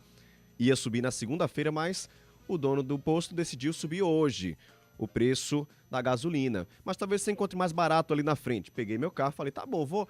Achei muito o valor. Vou no próximo posto. Cheguei no próximo posto, 6,30 também. Aí eu falei, não vou ficar rodando a cidade. Abasteci. Mas fiquei me perguntando, por que será que a gasolina tá mais cara? Pois é, o Procon de João Pessoa também quer saber. Porque o Procon aqui da nossa capital está fiscalizando nesse momento postos de combustíveis por suposto aumento abusivo no preço da gasolina. Então, estamos em linha com o secretário do Procon da capital, Júnior Pires, para falar um pouquinho sobre essa fiscalização. Secretário, muito bom dia, seja bem-vindo à CBN. Bom dia a todos os ouvintes da CBN. Exatamente, nós estamos nas ruas desde as 6 horas da manhã, visitando todos os postos, para também querendo saber, o que todo consumidor quer saber, o porquê desse aumento repentino aí e pelo que a gente está vendo de forma injustificada. O que é que pode ser feito, secretário? Até o momento algum posto justificou, explicou por que aumentou esse valor? Bem, até o momento nós já visitamos cerca de 20 postos de combustível. Desses 20, 15 postos aumentaram esse valor de 40 centavos repentinamente, e todos os 15, nenhum justificou o porquê desse aumento. Justificam, evidentemente, com a recomposição de margem de lucro, mas quando a gente vai verificar as notas fiscais, e é isso que a gente está fazendo, verificando uma a uma, nota a nota, a gente consegue fazer essa constatação de que, na verdade, não houve nenhuma alteração no custo operacional do posto, não houve alteração no preço da distribuidora, não houve alteração no frete, não houve alteração na refinaria, e que esse aumento está sendo repassado para o consumidor, a nosso ver, e inicialmente de forma abusiva. Então, esses 15 postos já autuados aqui na capital. É uma situação complicada do consumidor, né? Porque quando tem aumento da Petrobras, antes de chegar, o pessoal já aumenta. Quando diminui o preço, não diminui, e agora, sem motivo nenhum, está aumentando também. Secretário, o que é que pode ser feito? Você falou foram autuados, mas se permanecerem com esse valor, o que é que pode acontecer com esses postos?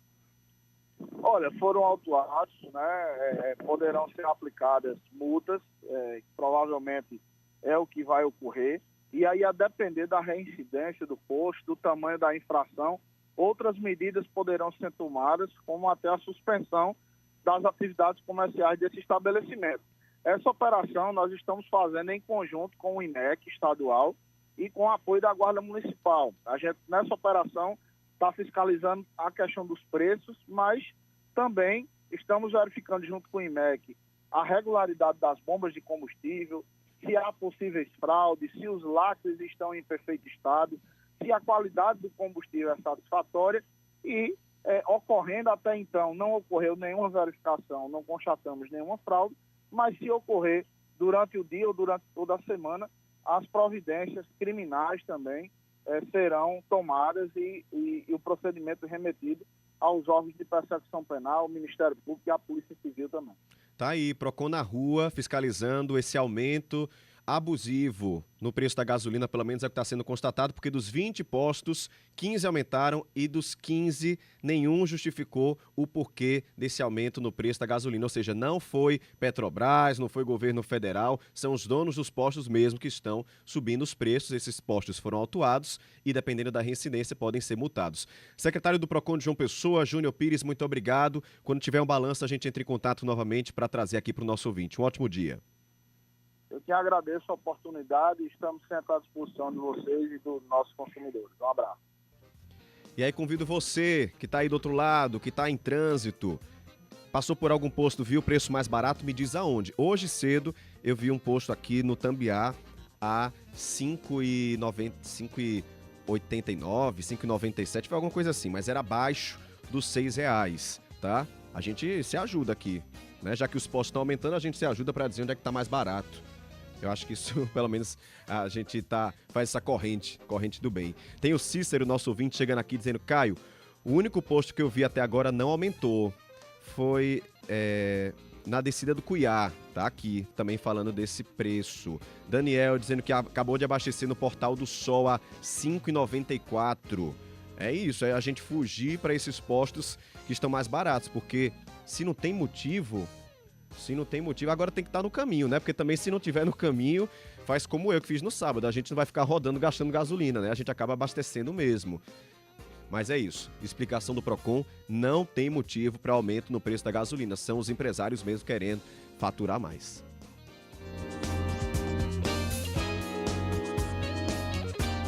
(10h40). O CBN João Pessoa veicula hoje o segundo episódio da série Vozes da Cidade, em que contamos histórias de pessoas anônimas que ajudam a construir todos os dias o verdadeiro espírito da vida urbana.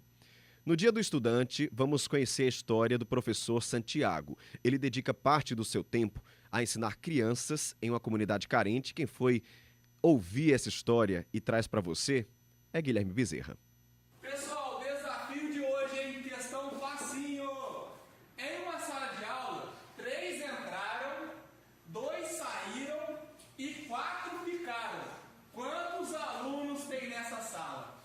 1, 3, 4... Santiago Tomás Ribeiro Filho, 39 anos. Nascido e criado no centro de Bahia. Desde muito jovem, viu a beleza em algo que a maioria das pessoas só vê a dificuldade. Eu sempre achei bonita a matemática, né? Era a forma que o professor transmitia aquilo. Né? A gente sabe que a matemática em si é difícil, mas quando a gente bota na cabeça que a gente tem condições, tem capacidade de evoluir naquele problema, a gente consegue crescer. Na figura de um professor rígido, a primeira inclinação para também se tornar professor. Isso aí se deu lá no ensino fundamental, quando eu tive uma inspiração por um professor de matemática, muito rígido, no 7º ano. Então, a partir daí eu comecei a tomar gosto pela matemática, pela física, a parte de exatas no geral, né? E a partir daí eu fui evoluindo, aí disse, não, eu quero fazer para matemática. Então essa inspiração, esse professor excelente que me deu vontade de praticar, né? São 20 anos de sala de aula. A maior motivação é a vontade de oferecer uma opção de vida melhor para crianças em estado de vulnerabilidade. Eu tenho inspiração, porque eu gosto de trabalhar com crianças e adolescentes, né? Em situações de vulnerabilidade social, eu tento resgatar aquilo que eu não tive na minha infância. Eu tento fazer o melhor possível para aquela criança, aquele adolescente tenha aquele incentivo. Porque na minha época não tinha. O meu pai era um mestre de obra, minha mãe era aposentada, né, trabalhava em fábrica, então era uma situação complicada mesmo. A gente passava por situações difíceis e eu sempre tive, cara, eu tenho que estudar para conseguir alguma coisa melhor, para ser melhor que meu pai, melhor que minha mãe. O trabalho da educação saiu das salas de aula e ganhou as ruas de Manguinhos, em Bahia, num projeto que é voltado a dar assistência a quem mais precisa. Esse projeto deu início em 2021, quando eu trabalhava aqui na escola de Bahia, através da capoeira, junto com um amigo meu, o professor Alisson, então iniciou. Então, a partir daí, a gente começou a ganhar mais um pouco de força nesse projeto. Hoje a gente está tendo 30 a 40 crianças, porque a gente não tem condições para a gente totalmente colocar do nosso bolso esse custeio. Então, a partir daí, a gente está evoluindo. Colocamos capoeira, jiu-jitsu, robótica, que é sustentável através de materiais recicláveis, né, e a parte do esporte, que é o futsal. Nosso objetivo no projeto é resgatar as crianças e adolescentes, né? Porque em comunidade, então a gente tenta, as crianças estudam de manhã e à tarde praticam esporte, no sábado também. Então, queira que não, estamos tirando essas crianças das ruas. Dentro das regiões de maior vulnerabilidade social, se concentra o trabalho do professor. É uma situação complicada, né, em comunidades, porque as crianças ficam vulneráveis, até para facilitar, não entrar no mundo das drogas, ficar com a mente ociosas, porque vai para a escola, fica na escola, mas depois de sair da escola, a cabeça fica vazia, a criança fica na rua. Então é importante essa visão que eu tenho junto com o professor também que faz parte do projeto, resgatar, deixar no lugar, fazer uma leitura, praticar um exercício físico. Então a mente está ativa, não está na rua.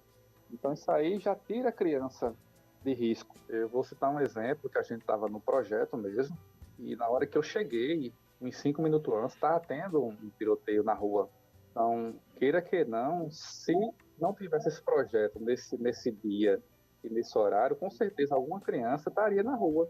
Isso aí podia ter acontecido algo grave. O ganho financeiro é zero, mas o professor acredita que ele ganha e muito com isso. É dedicação, é amor. Hoje eu faço esse projeto com amor, então tudo que a gente faz com amor, né, nós conseguimos avançar. A gente sabe que são muitos empecilhos, né, que vêm, no projeto, porque sabe que nós estamos fazendo um trabalho social sem recurso nenhum. Então muita gente diz, mas caramba, tá fazendo isso. Mas a gente faz porque a gente gosta. Tem coisa que a gente gasta do nosso bolso para poder praticar. Fazemos às vezes ação, levamos as crianças para passeio, piscina, praticar algum esporte fora da cidade, no Forte Cabedelo, na capoeira, na parte da cultura. Então tudo aí a criança fica encantada com um mundo diferente. Eu ganho sim amor pelas crianças estar praticando. Então ali para mim eu estou tendo amor. Só em elas estar ali praticando alguma coisa, trabalhando a mente, o corpo, o socioemocional, o projeto de vida que elas podem ter mais na frente, isso aí para mim já está de bom demais. Do jeito que está, ajudando a construir o futuro de tantos jovens em Bahia, está bom. Quem puder ajudar, ajude também com reconhecimento. É o que nós fizemos e muitas pessoas vê isso. Caramba, meu filho hoje tem isso, conseguiu, praticou, porque o professor Teatro lembrou, ele lembra das crianças daqui da comunidade. Então isso aí é importante, coisas que a classe política não vê hoje, não só em Bahia, como em outras cidades. Reportagem Guilherme Bezerra. Tá aí, toda segunda-feira, Vozes da Cidade aqui na CBN, série especial, nesse mês que é especial também de aniversário da nossa capital e de tantas outras comemorações. Hoje não terá expediente nas unidades judiciárias e administrativas do Tribunal Regional do Trabalho, aqui na Paraíba. Até essa interrupção nas atividades do TRT é em decorrência do feriado regimental em homenagem à instituição dos cursos jurídicos no Brasil, tá? Nessa data são comemorados também Dia do Advogado, Dia do Estudante, em decorrência da criação dos 2 primeiros cursos de Direito do Brasil, em agosto de 1827, 11 de agosto. As atividades do tribunal vão ser retomadas normalmente amanhã. Tem alguns ouvintes aqui falando do preço da gasolina, vou repassar para vocês também, tá? Porque tem ouvinte que falou que encontrou na ladeira do Cuiá, menos de R$6. O Daniel tá dizendo que abasteceu no Portal do Sol a R$ 5,94. Tem mais ouvinte aqui, o Jonas dizendo que abasteceu no Cajá, 1 hora atrás, a R$ 5,77, mas também um pouquinho longe, né? A pessoa tem que estar vindo. Valeu, tá, Jonas? Mas pelo menos economizou. Ivanildo dizendo que encontrou diversos postos a R$ 6,29 mesmo. Tá caro o valor. Agora são 10h48. Como eu disse lá no início do programa, está acontecendo na manhã de hoje o lançamento do Paraíba World Beach Game, um evento que reúne modalidades de esporte de praia, e quem acompanhou essa solenidade, conversou inclusive com o governador João Azevedo, é Guilherme Bezerra, que está aqui na nossa bancada. Guilherme, bom dia. Bom dia para você, Caio. Bom dia para todo mundo aqui da Rádio CBN. Pois é, o evento estava acontecendo até agora há pouco. Eu cheguei desse evento que aconteceu lá no Paulo Pontes, no Espaço Cultural aqui em João Pessoa. E é um evento muito grande, né? Eu queria passar a grandeza desse evento para o nosso público. É a segunda edição dos Jogos de Praia nesse nível aqui na Paraíba. Quem acompanha o noticiário, quem gosta desse universo do esporte, sabe que ano passado, no segundo semestre, aconteceu lá na Praia de Tambaú, onde vai acontecer novamente esse ano o Paraíba, que ano passado era Paraíba Beach Games, e como o Caio falou agora, esse ano é Paraíba World Beach Games, porque traduzindo seria os Jogos de Praia a nível mundo, porque agora está mais internacional ainda. A expectativa é que jogadores, atletas de fora venham participar esse ano e novas modalidades foram incluídas. Então, quando a gente fala sobre jogos de praia, é um universo muito grande.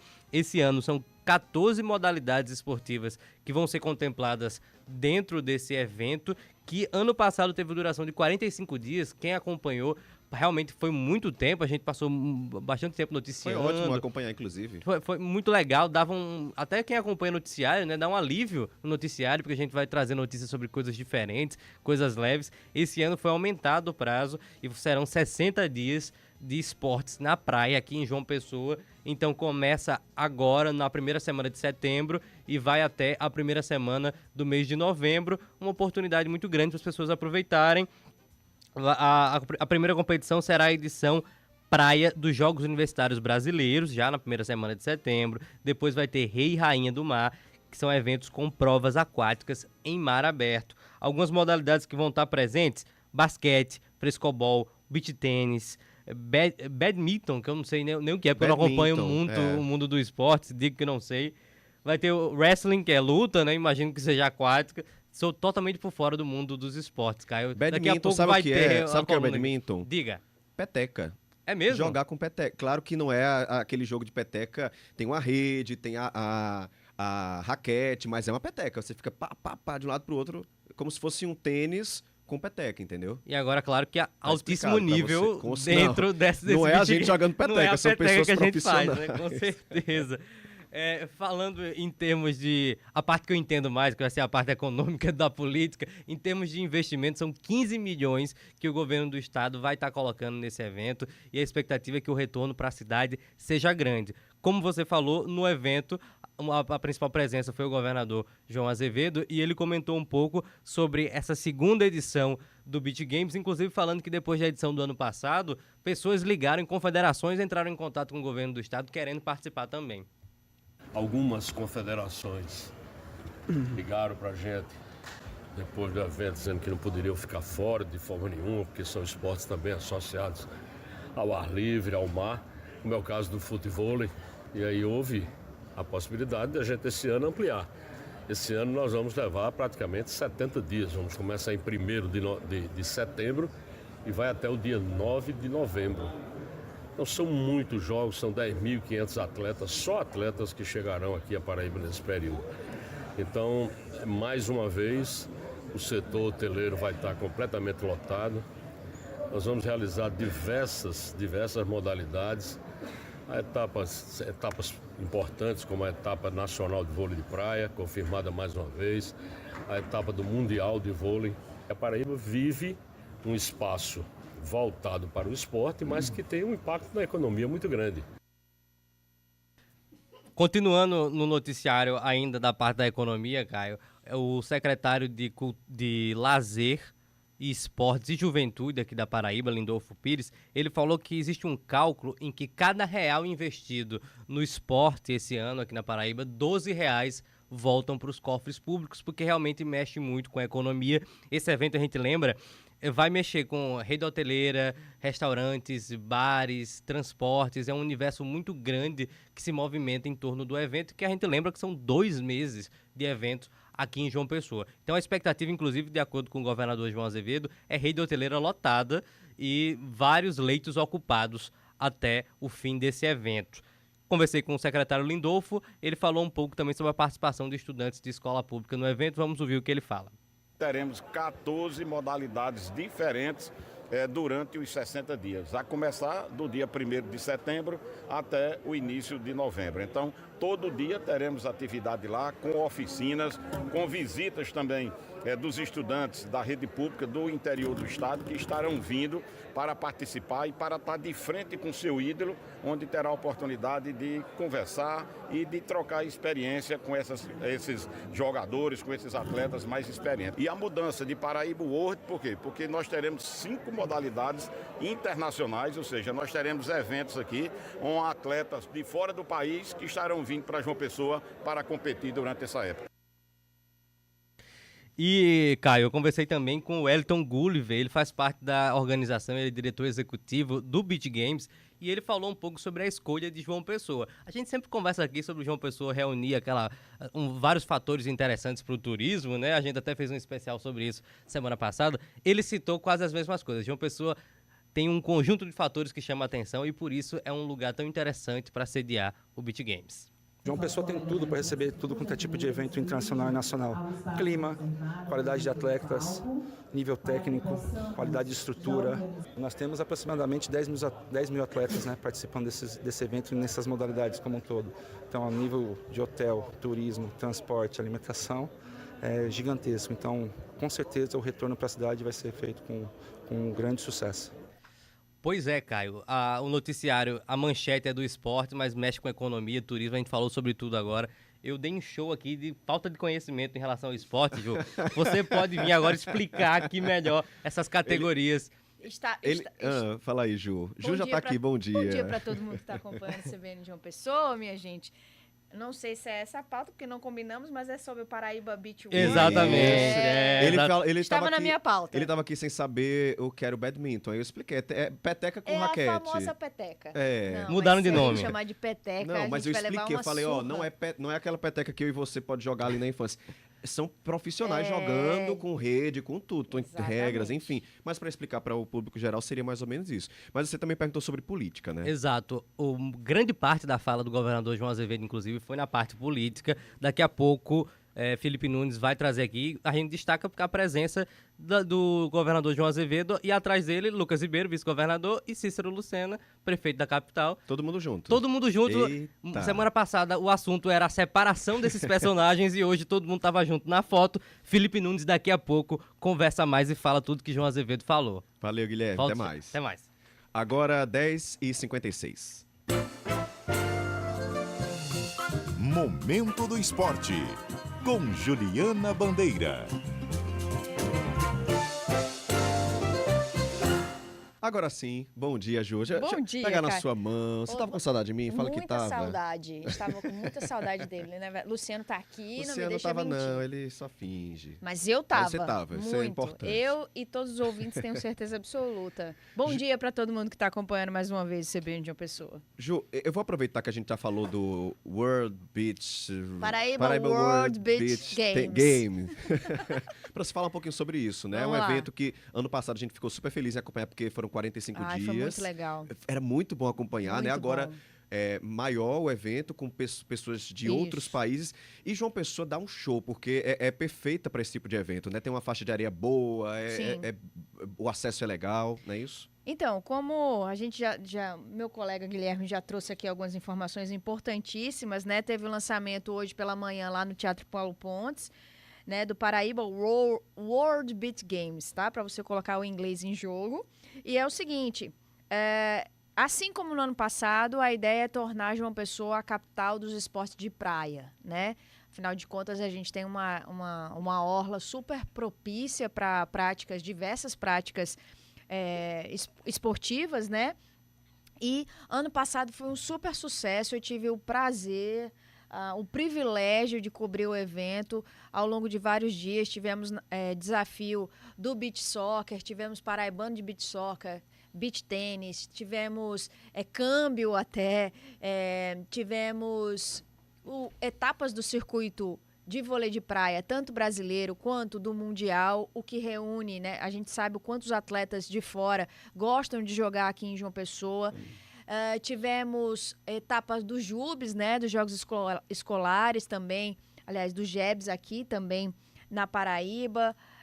Enfim, foi um super evento, a gente fez muito bonito, o público do João Pessoa compareceu, isso é muito importante, porque mostra, né, para os organizadores o quanto fazer um evento desse porte aqui em João Pessoa dá certo, né? E aí teremos repeteco a partir do dia 1º de setembro. Então, atenção, você que mora aqui na capital ou que também vem aqui passar um fim de semana, enfim, já sabe que teremos muitas opções para você assistir, né? São 15 modalidades, uma super estrutura lá no Busto de Tamandaré, novamente, né? Ali na orla de Tambaú, Cabo Branco, né? Na divisão.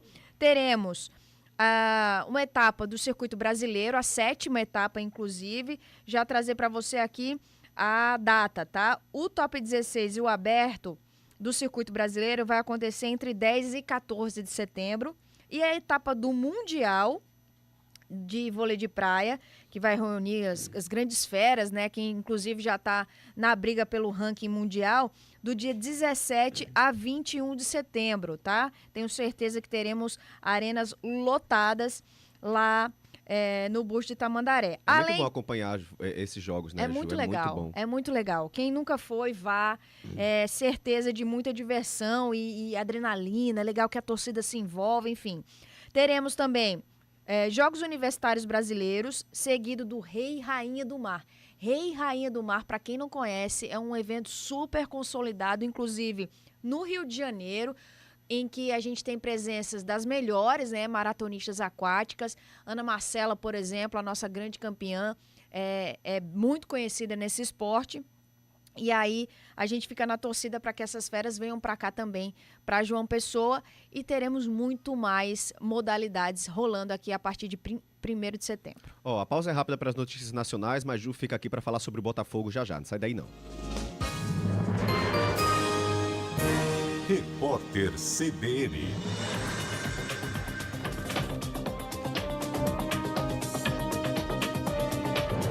Segunda-feira, 11 de agosto de 2025. A Corregedoria da Câmara recebeu hoje as queixas contra 14 deputados que bloquearam os trabalhos da casa na semana passada. A partir de agora será aberto um prazo de 48 horas para que o corregedor Diego Coronel se manifeste sobre os pedidos de suspensão e cassação de parlamentares. Entre os deputados que podem ter o mandato suspenso por 6 meses estão o líder do Novo, Marcel Van Hatten, Cavalcante, além de outros integrantes do partido, como Nicolas Ferreira, Zé Trovão e Júlia Zanata, que inclusive levou a filha de 4 meses ao plenário durante a ocupação.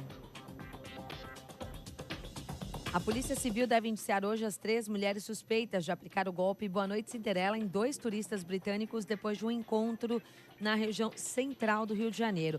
Uma delas tem 20 passagens pela polícia pelo mesmo crime. Segundo as investigações, os 5 se conheceram num evento de samba. Os estrangeiros foram dopados na zona sul da cidade. Um dos rapazes contou que recebeu um copo de bebida e perdeu a consciência logo depois de consumir o produto. Conforme os depoimentos, eles tiveram um prejuízo de R$115 mil e 2 celulares roubados. Os funerais dos 5 jornalistas da Al Jazeera que morreram em um ataque israelense em Gaza no domingo começaram hoje. Dezenas de homens levaram os corpos das vítimas até um cemitério da capital do território palestino, a cidade de Gaza. Um jornalista independente que colaborava ocasionalmente com veículos de comunicação locais também morreu, segundo o diretor do hospital Al-Shifa. A ONU condenou o que classificou como assassinato dos repórteres e fez um apelo para Israel respeitar e proteger todos os civis, incluindo jornalistas. No horário de Brasília, 11h03.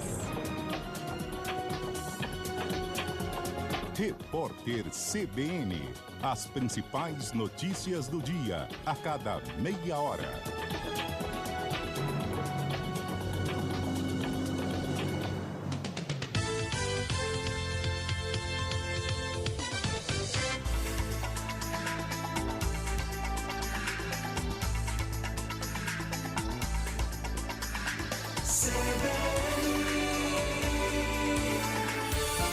CBN João Pessoa. Apresentação Caio Ismael.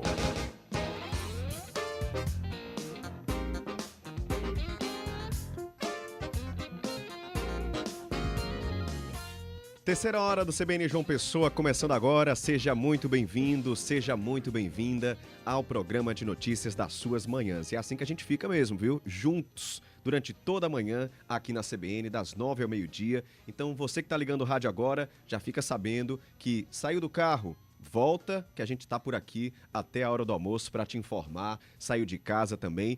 Eu até digo, você pode nos levar no seu celular, dá para ouvir no computador, é só acessar cbnparaíba.com.br.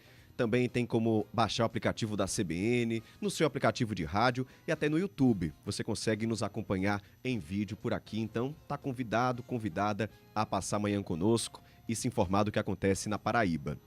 Bem, muitos ouvintes mandando mensagens, participando comigo. Eu gosto assim quando a gente tá junto, interagindo.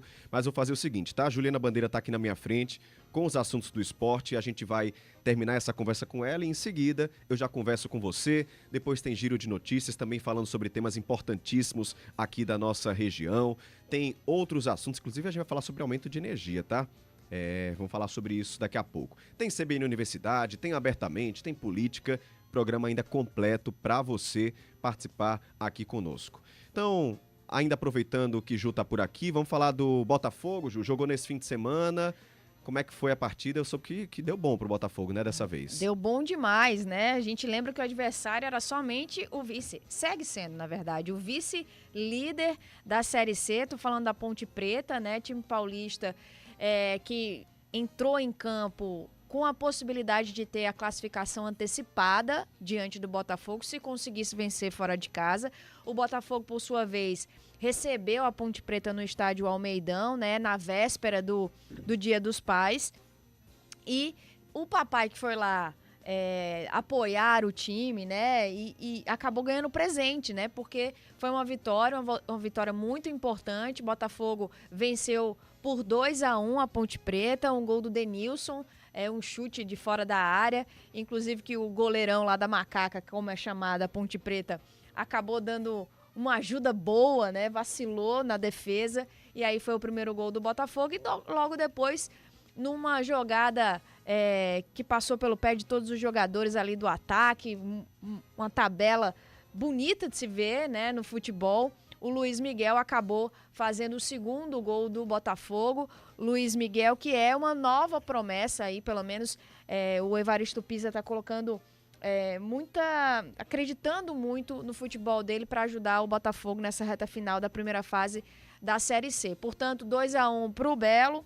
Isso fez com que o Botafogo desse uma respirada, né, se aliviasse aí em relação à proximidade da zona da degola, que é a zona tão temida, zona de rebaixamento, né? Botafogo se afastou agora, está em 11º lugar na tabela e respira, né? Aliviado. Detalhe importante, tá? Hoje acontecem 2 partidas ainda para fechar a 16ª rodada da Série C. E uma dessas partidas é muito importante para o Botafogo, porque um resultado, a vitória de um ou de outro, pode mexer com a posição do Botafogo na tabela. Eu estou falando do jogo entre Figueirense e Maringá. O Figueirense hoje é o 17º colocado, tem 16 pontos, e o Botafogo é o 13º com 19, tá? E aí, se o Figueirense conseguir vencer o Maringá, chega aí a 19 pontos também, mas o saldo de gols das duas equipes é muito próximo, então pode ser que o Figueirense consiga ali atrapalhar a vida do Botafogo. O Maringá, então, se conseguir vencer, tem 17 pontos, chega a 20, e aí ultrapassaria o Botafogo. Portanto, todo mundo de olho hoje à noite na partida entre Figueirense e Maringá, que pode mexer sim com a vida do Botafogo na tabela. Ju, cheiro pra você, muito obrigado, tá? Valeu, gente, até amanhã. Agora, 11h08. Quero conversar com você, ouvinte, que mandou mensagem, mandou áudio, muita gente participando. Fico feliz demais. Primeiro quero deixar um abraço especial para você que está me acompanhando pelo YouTube, tá? Tem muita gente aqui, ó. O Diego Arley, o João Pereira, dizendo que está em Mangabeira. Mangabeira continua. Não dá para entender muito bem o que é que ele tá falando aqui, mas eu acho que ele tá falando de Mangabeira. Então, um abraço para você, João de Mangabeira.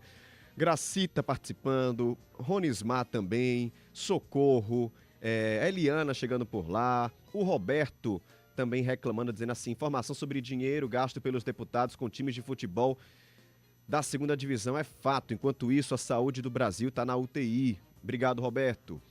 Pedro também participando, né? Muita gente aqui mandando suas participações, então ainda dá tempo de você participar no chat aqui do YouTube, tá? Manda sua mensagem.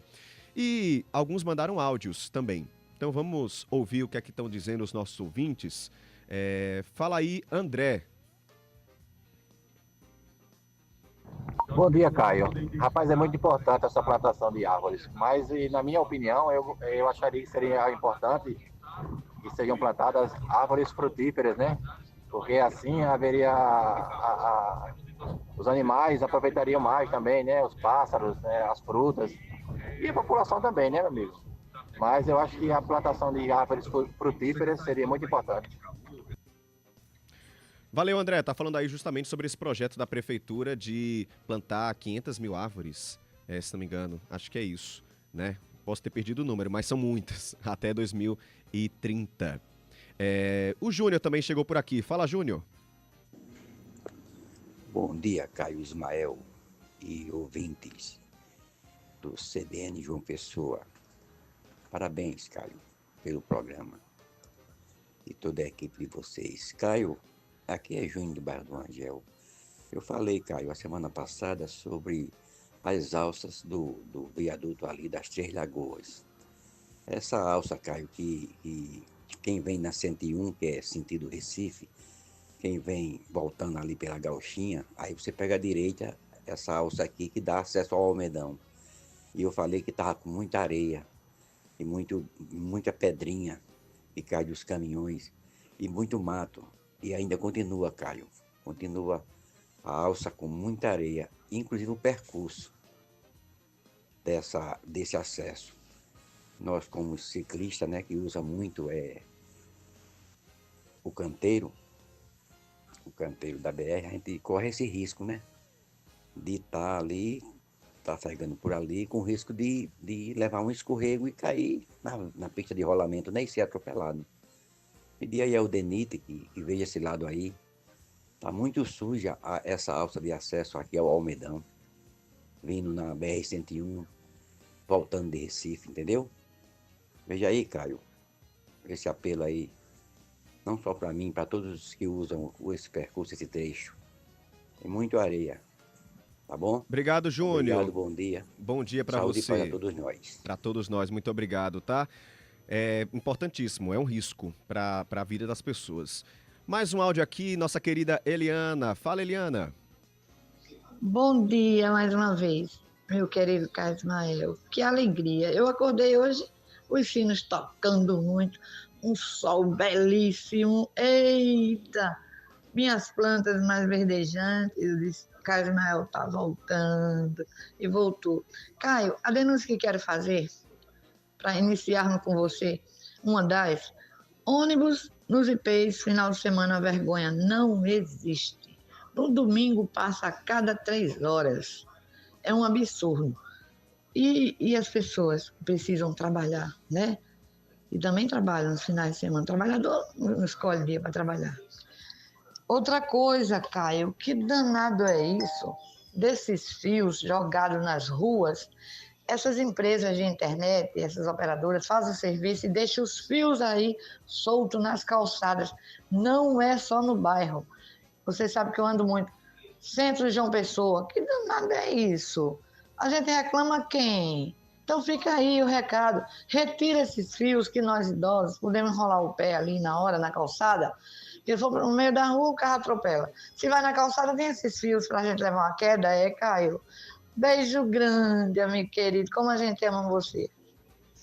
Eliana, que mensagem legal. Muito obrigado, viu? Fico feliz com todo esse carinho. Saber que você ficou feliz que eu voltei. Tô de volta, assim, eu diria quase 100%, porque essa tosse, né? Meu Deus do céu, não vai embora nunca. Mas eu tô bem melhor, né? Na quarta-feira passada, inclusive, eu vim, mas fiz os boletins, não tava conseguindo falar direito. Então, por isso, acabei precisando de um atestado, mas estou de volta aí, super feliz e animado em ter voltado para a gente ter essa conversa. Muito obrigado. E essa sua reivindicação é muito importante, tá? A prefeitura tem feito esse projeto, né, de retirada dos fios, mas essas empresas precisam ser responsabilizadas, principalmente por fios que são jogados no meio da rua. Soares chegando aqui dizendo, Caio, Ju tem jeito de que joga vôlei de praia, diga porque ela vai jogar também. Vou perguntar, viu, Soares? Pode deixar que eu vou perguntar. Seu Wagner dizendo que a prefeitura tirou o lixo na rua Severina Freitas no 13 de maio, que ele vivia reclamando, né? Coisa boa. Wagner, é importante que a população não jogue mais lixo por ali e parabéns à prefeitura. Cida também, bom dia, Caio, bem-vindo de volta. Bom dia, Cida, grande abraço para você. 981324088, participa, manda sua mensagem, a gente vai continuar aqui no programa te informando, mas você mandando mensagem a gente lê daqui a pouco e tem mais interação, tá? Agora são 11 horas e 14 minutos. Giro de notícias. A gente fala de um problema sério agora porque mais de 300 batidas em postes foram registradas aqui na Paraíba só no primeiro semestre desse ano. De acordo com o levantamento da própria Energisa, João Pessoa, Campina Grande e Mamanguape estão liderando esse ranking de ocorrências. O número representa um aumento de 5% em relação ao mesmo período de ano passado e, claro, nos coloca em alerta para os riscos, à segurança da população e aos impactos causados por esse tipo de acidentes. São batidas em postes, muitas vezes deixam, né, uma região inteira sem energia elétrica, traz todo o gasto, né, para a concessionária que, inclusive, é pago por quem, né, ocasionou esse acidente, pode trazer risco de choque elétrico para quem está passando ali por aquela região, enfim, são diversos problemas. Nós conversamos com a gerente de manutenção e construção da Energisa, Daniele Formiga, que explicou mais, falou mais sobre esse assunto. Esses acidentes, além de colocar vidas em risco, provocam também interrupção no fornecimento de energia, afetando casas, comércios, hospitais, além de causar também transtorno ali à mobilidade urbana, certo? Outra coisa, o tempo médio para substituir a estrutura, concluir a intervenção na rede para recompor ali todo o sistema, varia de 3 a 4 horas e o custo dessa intervenção, ela pode chegar até R$30 mil, dependendo dos danos causados, certo? É importante lembrar que, conforme a regulação da ANEEL, o motorista que causou o acidente é o responsável pelos prejuízos e outra orientação bastante importante, caso você se envolva em um acidente com poste, por favor, permaneça no veículo, principalmente se houver cabos caídos por perto, e acione imediatamente tanto a Energisa através do 0800 083 0196, como o SAMU ou Corpo de Bombeiros. Nunca toquem nos fios, pois eles podem estar energizados. Tá aí, alerta, né? Primeiro que é para evitar esse tipo de acidente, né? Geralmente acontece por velocidade excessiva, uso de álcool, falta de atenção, mas caso aconteça... E pode acontecer também, né, sem ser culpa do condutor, óbvio. Às vezes é um animal que está passando na rua, é para escapar de um buraco, enfim. Caso aconteça, fica dentro do veículo, chama a Energisa, toma cuidado para não sofrer uma descarga elétrica. E aí eu trago o ranking para você das 10 cidades com maior número de acidentes no ano de 2024, tá? Porque esse ano ainda não foi fechado o número. João Pessoa liderando com 73 acidentes, depois vem Campina Grande com 55, Mamanguape em terceiro lugar com 33 e a gente segue com Esperança, Souza, Monteiro, Guarabira, Catolé do Rocha, Itabaiana e Patos. São as cidades com maior número de acidentes envolvendo postes de energia elétrica. 11 horas e 17 minutos. Um jovem de 21 anos, identificado como Jordan Ribeiro de Andrade, foi encontrado morto, caído e com marca de tiros ao lado da motocicleta que pilotava as margens da rodovia PB-323 em Bom Sucesso, no sertão da Paraíba. A vítima é filho do vereador Jusicleide Ferreira de Andrade, do DEM, lá do município de Bom Sucesso. Jordan era natural de Alexandria, no Rio Grande do Norte. Ele estava num espetinho com amigos quando saiu do local e não foi mais visto. E aí, horas depois, a polícia encontrou o corpo da vítima caído ao lado da moto que ele pilotava. A prefeitura emitiu uma nota oficial, lamentou a morte dele, decretou luto de 3 dias. A gente lembra que inicialmente a polícia acreditava que se tratava de um acidente, depois teria encontrado uma marca de tiro nesse jovem. O velório acontece na casa onde ele morava e o enterro será também na manhã de hoje, no município de Serrinha, que fica a 10 quilômetros da cidade de Bom Sucesso.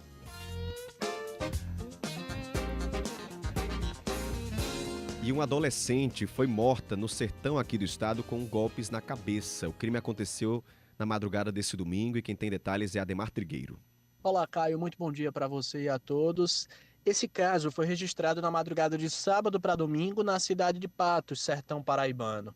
Era por volta das 3 horas da manhã quando Aniele Silva Ribeiro Lucena, de apenas 16 anos de idade, foi morta com golpes de arma branca. A polícia não consegue especificar exatamente qual foi essa arma, mas é provável que tenha sido um facão, com golpes principalmente na região da cabeça. Apesar de a vítima ser uma mulher, feminicídio não é a principal linha de investigação para esse caso. Isso porque Aniele já havia sido apreendida 2 vezes por atos infracionais ligados ao tráfico de drogas. A Polícia Civil também informou que já havia pedido a internação da adolescente, mas esse pedido acabou sendo negado pela Justiça. A polícia investiga esse caso e tem, na ligação com o tráfico de drogas, a principal linha.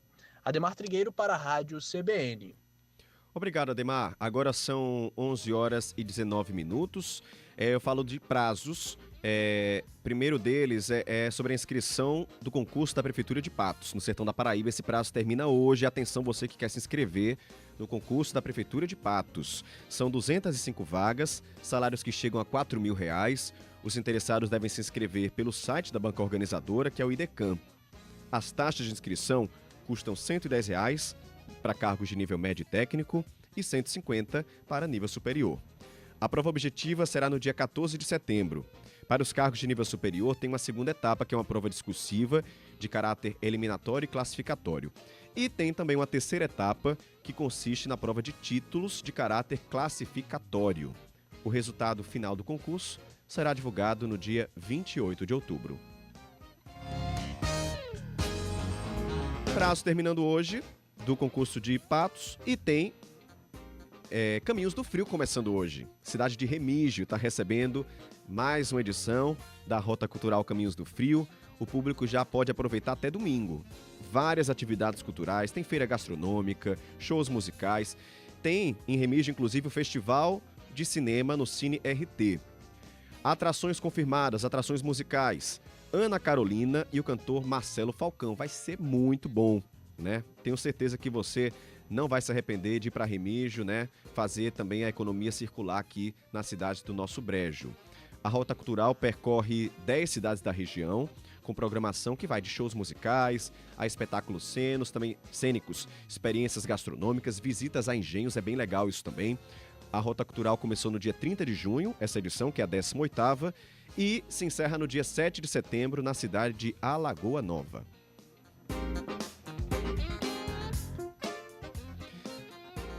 Onze horas e 21 minutos, vamos falar de Mega Sena, porque nenhum apostador acertou as 6 dezenas do último concurso que aconteceu no sábado. O prêmio acumulou, está estimado em R$40 milhões, o sorteio será amanhã. Para esse sorteio, as apostas podem ser feitas até às 7 da noite do dia anterior, ou seja, até hoje. Não é isso? Não, perdão. As apostas podem ser feitas até às 7 da noite do dia do sorteio, então é até amanhã mesmo, eu confundi aqui.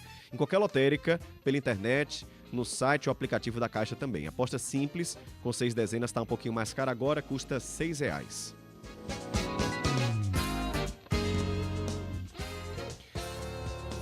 11 horas e 22 minutos, a conta de luz está mais cara nesse mês de agosto. O Guilherme Bezerra está de volta para explicar os motivos para a gente e talvez dar até uma dica, né, Guilherme? Como é que dá para economizar? Porque só ganhando na Mega Sena, viu? Para tanto gasto que tem subido aí.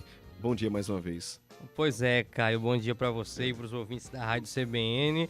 A gente pode até tentar dar umas dicas aqui para reduzir os gastos. Agora, o fato é que estamos, a partir de agora, né, na bandeira vermelha patamar 2, ou seja, energia mais cara. E esse patamar 2, ele indica que o cenário realmente é mais crítico e o custo da produção de energia se tornou mais caro para as produtoras, para as empresas que concedem energia. E por isso esse valor é repassado para o público, infelizmente. A A gente vai falar, claro, sobre essa movimentação. Eu conversei com o economista, o Cássio Bezarri, e ele primeiro me explicou como é que funcionam essas bandeiras. Sempre que tem esse anúncio, é importante a gente entender como é que funcionam as bandeiras. O economista ele fala que existe uma analogia com o sinal de trânsito. Tem a bandeira verde, amarela e vermelha. Vamos ouvir. O sistema de bandeiras tarifárias, ele funciona com a mesma lógica de um sinal de trânsito, né? Sinal verde, não há custos adicionais para a geração de energia e os reservatórios possuem níveis tidos como satisfatórios para a geração dessa energia. Sinal amarelo, atenção, né? Os custos de geração de energia estão aumentando e isso pode influenciar o valor final da conta de energia. E recentemente, as duas últimas, as bandeiras vermelhas, né? Você tem a bandeira tipo 1 e a bandeira tipo 2, que é a que nós estamos entrando nesse momento. De acordo com dados divulgados do Enel, para um consumo de 100 kWh, o acréscimo na conta pode chegar a R$ 7,87. Cássio Bezarri explica como é que vai funcionar esse aumento da bandeira vermelha. Bandeira de maior custo, em torno de R$ 7,00 adicionais para cada 100 kW consumidos pelas residências, né? Então, isso é uma sinalização de que nós estamos com reservatórios com baixos níveis de água e como nós sabemos que a força da água, né, é a principal fonte de geração de energia ainda hoje no Brasil. Então, por essa razão, nós temos esse custo adicional para esse período agora de agosto. Pois é, tá aí, o economista explica que existe uma certa dificuldade na produção da água quando tem essa bandeira vermelha, é sinal de que a produção não foi tão bem ou estão tendo certa dificuldade com o nível da água e por isso tem essa necessidade de repassar para o público. É um problema que não tem muito que o público fazer nesse momento, né? Mas a gente traz aqui umas dicas para a pessoa reduzir o próprio custo, porque o aumento da conta é fato. Então o economista ele traz aí algumas dicas básicas do dia a dia para como é que você pode reduzir o seu custo em casa. As pessoas precisam ficar atentas a esses sinais que são emitidos, né, em relação às bandeiras, e isso acaba sendo refletido na sua conta, e essa atenção está atrelada à mudança ou melhoria nos seus hábitos de consumo, né? Desde a substituição de utensílios, né, que tem maior custo, trocar lâmpadas que eventualmente têm um custo maior do que outras, evitar o desperdício de energia, sair do ambiente, desligar energia, TV, aparelhos de som, entre outros objetos que consomem energia.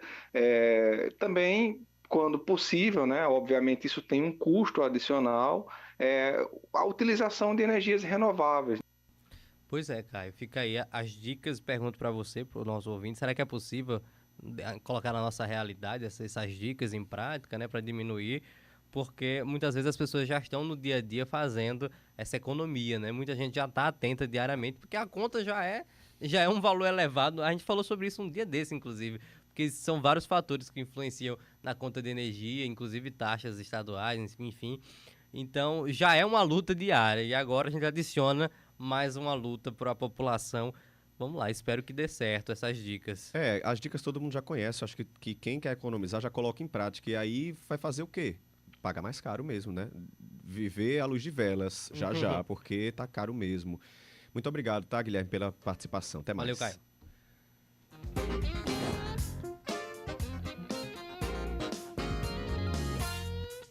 São 11 horas e 27 minutos. Lembrando que você pode participar aqui da nossa programação sempre que quiser, no 98132-4088. Participa, manda sua mensagem. Estou esperando você por aqui.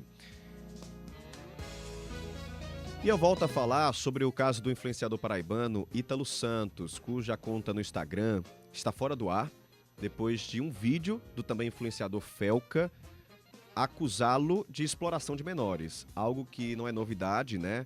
Que já havia, inclusive, essa discussão, já existem investigações com relação a isso, mas Felca tem um grande número de seguidores, né? Publicou um vídeo no YouTube, tem mais de 20 milhões de visualizações, são 40 minutos em que ele denuncia a adultização, a exploração, a sexualização de crianças na internet e cita, entre os casos, o influenciador paraibano Ítalo Santos. Ainda não sabe, ou não se sabe de fato, se a conta dele está fora do ar, justamente por causa dessa denúncia. Uma das contas da também influenciadora Camila Santos, que faz conteúdos para redes sociais com Ítalo Santos, também está fora do ar. Camila, conhecida como Camilinha, começou a gravar esses vídeos com Ítalo quando tinha 11 anos, né, dançando. Danças muitas vezes adultas. Hoje ela tem 16, se não me engano, mais ou menos isso. Em uma nota enviada mais cedo para aqui, para a CBN, o Ministério Público da Paraíba confirmou que estão em tramitação 2 procedimentos que apuram denúncias contra Ítalo Santos. Um deles está na Promotoria de Justiça aqui de João Pessoa e outro foi instaurado pela Promotoria de Justiça de Bahia, porque ele morava lá. E ambos dizem respeito à proteção de crianças e adolescentes, abrangendo as áreas civil e criminal, e se encontram em fase de investigação. Lembrando, Ítalo Santos, né, maior de idade, geralmente ele grava vídeos, coloca vários adolescentes numa casa, faz como se fosse um reality com esses adolescentes. Muitas vezes tem bebida, né, tem uma certa erotização dessas crianças e adolescentes nesses vídeos. De acordo com o promotor João Arlindo, aqui de João Pessoa, o processo de apuração inclui escuta dos adolescentes e dos seus pais e mães. Importante falar sobre isso também, responsabilidade dos pais que permitem esses vídeos e permitem, muitas vezes, pensando na monetização, no dinheiro, a participação desses jovens. João Arlindo ressaltou, no entanto, que esse processo é sigiloso, gente, que não tem como o Ministério Público prestar qualquer detalhamento sobre o caso, em virtude de se tratar justamente de infância e juventude, que é protegida por uma legislação específica.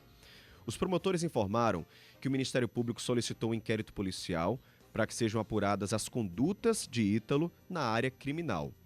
Posteriormente, o Ministério Público deve receber o resultado desse inquérito para avaliar se há elementos para uma eventual denúncia do investigado. Então, a polícia, né, deve entrar nessa esfera também, fazer esse inquérito e qualquer novidade você acompanha, é claro, aqui na CBN.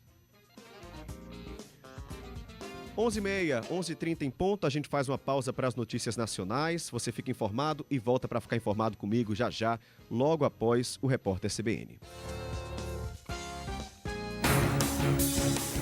Rádio CBN, ZYC 980, FM 101,7 MHz, João Pessoa, Paraíba. Repórter CBN.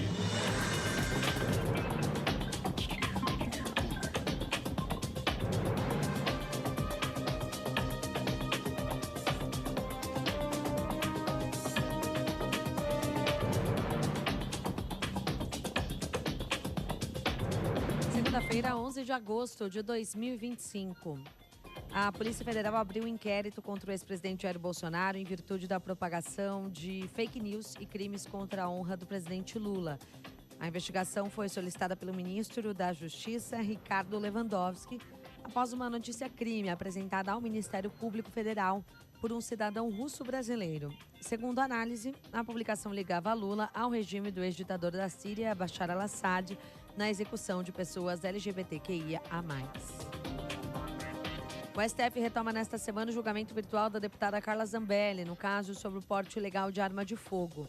A Procuradoria-Geral da República acusa a parlamentar de constrangimento ilegal com o emprego de arma após a deputada perseguir o jornalista Luan Araújo às vésperas do segundo turno das eleições de 2022. 6 ministros já votaram para impor pena de 5 anos e 3 meses de prisão a Zambelli. Ela permanece presa na Itália depois de fugir do Brasil ao ser condenada pelo Supremo em outro processo. A Polícia Civil indiciou por lesão corporal o empresário filmado enquanto agredia a companheira no elevador de um prédio no Guará, a cerca de 20 quilômetros da área central de Brasília. Na avaliação do delegado responsável pelo caso, o crime não configurou tentativa de homicídio, apesar da quantidade elevada de socos e cotoveladas. O caso aconteceu menos de uma semana depois de uma mulher ter sido agredida em Natal. O namorado deu mais de 60 socos na vítima em um elevador. No horário de Brasília, 11h33.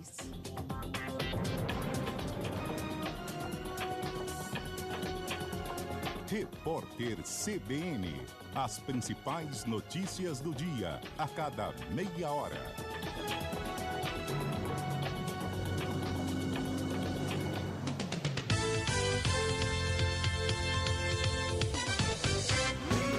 CBN João Pessoa. Oferecimento Faculdades Nova Esperança. Ensino com excelência. Compromisso com você. Chegou a hora de mudar o seu futuro. Estão abertas as matrículas 2025.2 da Facene. São 7 opções de cursos: enfermagem, farmácia, odontologia, educação física, fisioterapia, psicologia e medicina veterinária, com matrícula grátis e desconto de 60% das mensalidades. Acesse facene.com.br ou entre em contato pelo WhatsApp 83993920134.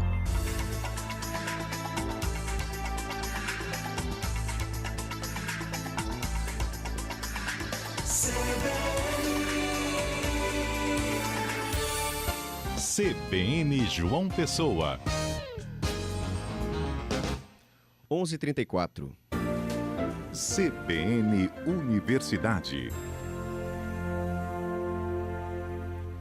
Em comemoração ao mês de aniversário de João Pessoa, o CBN Universidade de hoje pede licença para entrar na casa de alguns pessoenses. No episódio, os estudantes de jornalismo Kendi Ferraz e Thay Alves trazem dados sobre crescimento dos edifícios na capital. Segundo o IBGE, a Paraíba é o estado mais verticalizado do Nordeste e cerca de 38% da população aqui de João Pessoa já mora em apartamentos. Nesse cenário, as alunas conversaram com quem, em meio a prédios, ainda segue morando em casas. Era casa, era jardim, noites e um bandolim. Eu sou Kendi Ferraz, pessoense, já morei em 5 casas ao longo dos meus 34 anos de vida. E detalhe, lembro de todas elas com muito carinho. Imagino que você também tenha boas memórias em um terraço ou um quintal. É o caso de Wellington e Nádia, casados há mais de 30 anos e 20 desses morando na mesma casa no bairro de Tambaúzinho. Em setembro de 2005 foi quando vamos sair desse prédio. Aí vim com Nádia, ela olhou para essa casa, a gente passou aqui várias árvores, ela disse, é essa casa. Nessa casa a gente conseguiu o que poucas pessoas conseguem, felicidade, tranquilidade. De repente os meninos começaram a adotar animais. Tenho minhas orquídeas, minhas plantas, que eu sempre fui apaixonado. As casas ainda são maioria, mas a população morando em apartamentos em João Pessoa cresceu 150% nos últimos 12 anos, passando de pouco mais de 123 mil pessoas em 2010 para mais de 310 mil pessoas em 2022, segundo o IBGE. Um dado visível para quem olha as ruas ao seu redor. É o que observa Nádia. Nessa rua aqui mesmo não tinha, né? Já temos 2. E aqui atrás eu acho que a gente só tinha 1 ou 2 prédios. Agora você olha, é um monte de prédios, vários em construção. Nada disso tinha, era só casa. A casa, a montanha, 2 nuvens no céu e um sol a sorrir no papel. Para as crianças, crescer em uma casa pode ser uma experiência única. O contato com a natureza e o espaço para criar e experimentar permitem uma infância livre, ainda mais em tempos de telas. Dane cresceu em uma casa e se mudou para um apartamento quando virou mãe. Hoje, com 4 filhos, resolveu fazer o caminho de volta para que eles tenham a mesma vivência. Até isso, até o senso de responsabilidade muda um pouco. Nicolas, que é meu mais velho, ele acorda, se ajeita e vai lá para trás varrer o quintal, varrer as folhas da mangueira. É a atividade dele diariamente. Então, até o estilo de vida dele mudou. Antes ele acordava e ligava a televisão. Eu brinco que depois que eu fui morar em apartamento, eu só tomava chá de saquinho. E na minha casa não, eu tomava chá da folhinha que eu catava no quintal, entendeu? A gente se mudou para essa casa e eu queria que as crianças crescessem com essa sagacidade, com essa esperteza para o mundo para fora, entendeu? Registrar a memória dessas casas é contar também a nossa própria história e a história de João Pessoa. A arquiteta Joyce Chaves é pesquisadora em planejamento urbano e observa como a relação entre casas e prédios transforma a cidade. Tudo conta a história de João Pessoa. Desde os traçados da nossa rua, que mostram que a gente foi colonizado por portugueses, até uma casinha, uma capelinha, até os próprios espigões, eles contam a história da nossa cidade. Mas as casas, elas têm um apego mais emocional, porque a gente conhece o rosto da família que mora naquela casa. E aí, quando a gente tem esse apego ao sentimental, guarda na nossa memória um sentimento diferente do que uma torre. Então, andar no bairro de Jaguaribe traz uma sensação diferente do que andar no bairro Altiplano. Tanto tem um lado positivo de verticalizar, porque a gente consegue colocar mais pessoas, né, e dividir o valor do solo, vamos dizer assim, e se consegue colocar mais famílias, mas a questão é como está sendo feita essa verticalização. Então, o problema não é verticalizar, é como é feito. Está muito alto, quem está tendo acesso? E se for uma habitação de interesse social, como é o acesso? Então, são essas perguntas que a gente tem que fazer. Antes de ser feita de casas e prédios, João Pessoa é feita de pessoas, e a história de todas elas passa pelo lugar onde moram. É natural que as casas que preservam velhas memórias abram espaço para os prédios criarem novas memórias. O nosso desejo para a cidade hoje é que o futuro chegue sem nunca deixar de preservar e valorizar tudo que já existe e o que veio antes. Reportagem Kendi Ferraz. Produção e edição Thay Alves. Monitoria Vinícius Marantes. E a direção é da professora Patrícia Monteiro. Parabéns aos estudantes de jornalismo da UFPB, né, em nome de Kendi Ferraz e Thay Alves, que trouxeram esse tema tão importante. Eu passo essa pergunta para você que está aí do outro lado. Você mora em casa ou em apartamento? Sente saudade de morar em casa, quem está em apartamento, ou prefere apartamento? Eu estou morando em casa agora, voltei depois de alguns anos voltando em apartamento. Eu morava em térreo, inclusive eu sentia essa sensação de casa morando em térreo, era bom. Mas morar em casa é bom demais. Meus gatos ficam soltos, tem jardim, tem quintal. É muito bom, né? Essa sensação de casa, de pertencimento, de pé no chão. A gente perde um pouco disso e são muitos os benefícios. Eu quero aproveitar e deixar um abração aqui, parabenizar as estudantes pela reportagem, parabenizar a professora Patrícia Monteiro e deixar um abraço aqui para o pessoal que está comentando, né? Ana Lúcia Machado, o Gabriel Lobão, a Sassá, Givanilda, a Kendi, que também comentou, Jean Santos, Tainara, Marcos Mendes, quem mais chegando por aqui? A Luísa, o Rayan também chegando aqui. Muito obrigado a todos que participaram, tá? E parabéns pelas pautas tão bem pensadas. A gente falar de casa, a gente chega a sentir um aconchego, né não? E antes da gente seguir aqui com a nossa programação, deixar um abraço para quem está participando também lá no WhatsApp, que é o Irandi, dizendo: Caio, veja como é no Brasil. Nós temos sol o ano inteiro, nós temos vento, aqui tudo energia limpa. Aí vamos depender da chuva para bater energia. Não consigo entender, me explique. Nem eu consigo entender, viu? Porque o pessoal começou a colocar energia solar em casa e agora tem a taxa do sol. Enfim, o que era para ajudar está atrapalhando, né? O pessoal está botando taxa em cima do que deveria ajudar o meio ambiente, né? Obrigado, Irandi. Tem também aqui a Givanilda dizendo: bom dia, Caio, feliz com sua recuperação. Acho lindo como você trata os ouvintes. Abençoado dia. Obrigado, tá, Givanilda? Um grande abraço para você. Alessandro Garrido dizendo: não troco minha liberdade e privacidade para uma casa por 10 apartamentos. Tá aí, o Alessandro dizendo que não sai de casa de jeito nenhum. Tem o Soares também dizendo: meu caro nobre Caio Ismael, hoje morar em casa só se for família grande, violência não permite mais, infelizmente é um fato. Tá aí um ponto que o Soares está trazendo. Zulu Neves: bom dia, Caio, morar em casa não se compara. Eu sumo, mas não desapareço. Tá aqui ele voltando, né? Zulu tava sumido mesmo. Que bom que você voltou, Zulu. Um grande abraço para você, tá? 981324088, participa, manda sua mensagem. A gente faz uma pausa rapidinho e volta para falar de um tema seríssimo: a adultização de crianças. Volto já. CBN, a rádio que toca notícia. De segunda a sexta, na CBN João Pessoa, você fica sabendo as notícias do esporte a partir das 2 da tarde, no CBN Esporte Clube. Os destaques do nosso futebol e a análise do que acontece em campo, nas quadras e nas pistas, por quem entende do assunto. CBN João Pessoa, pode ligar que aqui tem jogo.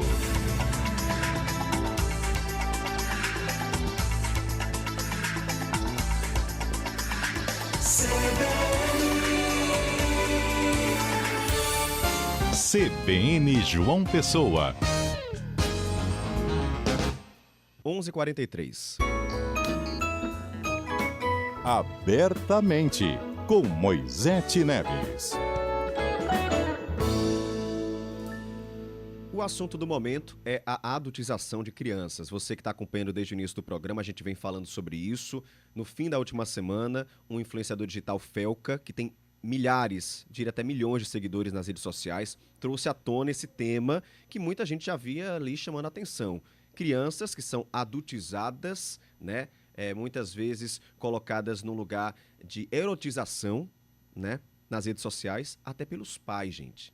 E aí ele trouxe essa discussão, falou até de um influenciador paraibano, Ítalo Santos, colocou vários nomes à tona. O Congresso Nacional está se movimentando para colocar, né, uma lei que restrinja esse uso das crianças, dos adolescentes nas redes sociais. São várias pautas que a gente consegue puxar a partir desse vídeo. E a gente aproveitou então esse tema para conversar com a psicóloga Moisete Neves, na coluna Abertamente, porque... E aí, quando a infância e a adolescência se tornam um palco lucrativo nas redes sociais, promove bebida, adultização, teor sexual, apostas. E aí, onde é que a gente está errando? Onde é que os pais estão errando? Qual o impacto na vida dessas crianças? Tem muita coisa para a gente conversar hoje, né, Moisete? Bom dia para você. Bom dia, Caio. Bom dia aos nossos ouvintes. Pois é. E primeiro eu quero causar um pouco de desconforto em quem está nos ouvindo agora, porque, de fato, nós estamos inseridos dentro dessa sociedade que adoeceu, não é? Nós pais, nós filhos, nós enquanto sociedade, nós seguidores dessas pessoas, né? Então, a gente contribui para que esse movimento de criminalização, ele se fortaleça. Tem até alguém conversando comigo lá fora, dizendo assim, eu não ouvi ninguém responsabilizar os seguidores. E aí eu vou jogar para a sociedade que está nos ouvindo. Os seguidores, na minha concepção, são cúmplices desses crimes que são cometidos na internet. Como é que você sustenta, fortalece essa ideia de exploração? Então, coloca a mão na cabeça, a primeira reflexão que a gente precisa fazer, não é? Que tipo de pessoa você está seguindo, que tipo de conteúdo você está consumindo e que tipo de assunto você está fortalecendo. Então, enquanto sociedade, nós temos todos que, colocar a mão na cabeça, a mão na consciência e dizer assim, peraí, qual é a minha parte nisso? Não é? E trazendo para a questão do vídeo do Felca, que assim, é uma coisa que inclusive eu e você, cara, a gente já tem discutido há alguns meses aqui, a gente já falou sobre celular, em casa, o uso excessivo, exploração de jogos, na escola. E aí a gente percebe que o assunto, ele é sempre requentado de uma forma diferente. E agora, por causa dessa grande exposição na mídia, não é, ele de novo toma essas proporções. Não é? Então, o que acontece hoje não é novo. Infelizmente, a adultização ela ocorre, por exemplo, desde os anos 80, 90, com as paquitas, com os mini El-Chan, com aquela coisa toda de trazer uma adultização na vida das crianças, ou seja, e por muito tempo, isso é histórico, as crianças eram vistas como mini adultos. Gente, elas não são mini adultos. Isso é uma ideia concebida no início do século XVIII, XIX, onde as crianças nem abriam a boca para conversar. E aí, essa mobilização de que a infância seja infância, ela é muito atual. Ela é dos anos 80, 90, sabe? Mas aí, de novo, parece que a gente retrocede enquanto sociedade. Infância é do 0 aos 12 anos. Se seu filho tem menos de 12 anos ou 12 anos e está na rede social, eu lamento. A responsabilidade é sua e você está errado e eu tenho que dizer isso. Pois é, a gente fala de vários impactos, né? E fala da responsabilização dos pais, né? Criança nessa idade deveria estar em rede social. E outra, muita gente está falando assim, mas são os pais que estão supervisionando, são os pais que estão postando, são os pais que estão editando, monetizando, ganhando dinheiro com isso, sem se preocupar com quem está consumindo o produto do seu filho, é crime também. Com certeza. E aí vamos acabar com essa inocência, né? Na verdade, eu digo que a inocência... fingimento de inocência, né, Moisés? Exatamente. Eu chamo de negligência, tá? Enquanto pai, mãe, responsável, nós sabemos sim como é a internet. As coisas chegam para nós. Muitas vezes a gente não está pesquisando e as coisas chegam. Que dirá uma indústria inteira de exploração sexual de crianças e adolescentes. Então, o vídeo, mais do que trazer esse serviço para a sociedade, como se veio meio rasgar uma cortina que as pessoas estavam fingindo que não estavam vendo. O caso do influenciador, por exemplo, há 6 meses atrás eu estava pesquisando sobre exploração sexual e o logaritmo me entregou ele. E eu não sigo ele. Mas eu fiz minha denúncia. Deu em quê? Em nada. Não é? Então, assim, a gente precisa entender que é muita opinião e pouca ação. Que bom que o nosso deputado Hugo Mota ontem, né, se mobilizou, fez um pronunciamento. Pois é, a Câmara Federal ela serve para isso, inclusive. A gente precisa legislar sobre a regulação das redes e é para ontem. As crianças estão sendo exploradas, a infância está adoecendo. Ou melhor, as crianças não estão tendo mais infância. Então, elas não brincam, elas não são crianças. Para você ter uma ideia, eu atendo muitas vezes adolescentes na clínica que não vão para a escola sem se maquiar. Crianças de 10, 11, 12 anos. Que é isso, gente? Que acordam às 5h30 da manhã, mas a escola só é às 7 porque ela tem que se maquiar. Quem está incentivando isso? Quem está comprando as unhas postiças, os esmaltes, levando para o cabeleireiro para fazer mecha, né? E uma das crianças citadas, aí, uma das pré-adolescentes citadas, começou com 12 anos com o rapaz lá do Instagram. 11 Isso, anos. Pois é. E aos 17 estava botando prótese de silicone. Gente, quem incentiva isso? Quem compra isso? Quem consome isso? Não é? Então, a gente precisa dividir essa responsabilidade e saber. Somos responsáveis por todos os prejuízos nessas crianças, nesses adolescentes.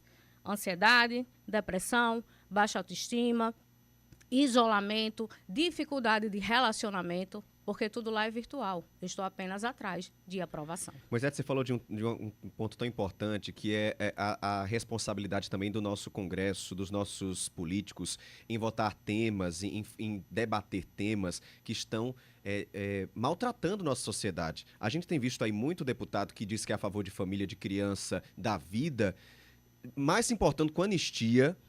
Vou ser bem sincero, mais se importando com anistia do que com a saúde da população, com crimes que acontecem na internet, lavando as mãos para isso. Isso é um absurdo o que está acontecendo. E aí eu queria voltar, eu só quis fazer um parêntese mesmo, porque a gente fala muito de política, mas eu queria voltar para o impacto, porque muita gente fala assim, a criança não está entendendo, que tá ali, para ali é só uma dança inocente, está só dançando e o pai está gravando e não está entendendo. Tem impacto na vida da criança? Com certeza. Existe uma coisa para nós da psicologia que chama-se condicionamento de comportamento. Se eu passo a vida ou sendo exposta, eu entendi que aquilo é natural, óbvio, a criança de fato não vai ter a consciência total do que está acontecendo. Para ela, o dançar pode ser uma brincadeira. Só que quem grava uma criança de biquíni, de maiô, seminua, pouca roupa e expõe na internet, a responsabilidade é sua. Porque você sim.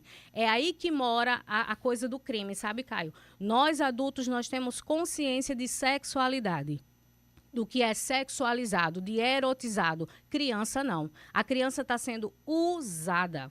Então, você começa a condicionar aquela criança todas as vezes que aparecer na internet, seja para dançar, com pouca roupa, ganhar muitos likes, muitos comentários, e ela vai entender que aquilo, opa, é bom, as pessoas estão me vendo, gostam do que eu faço.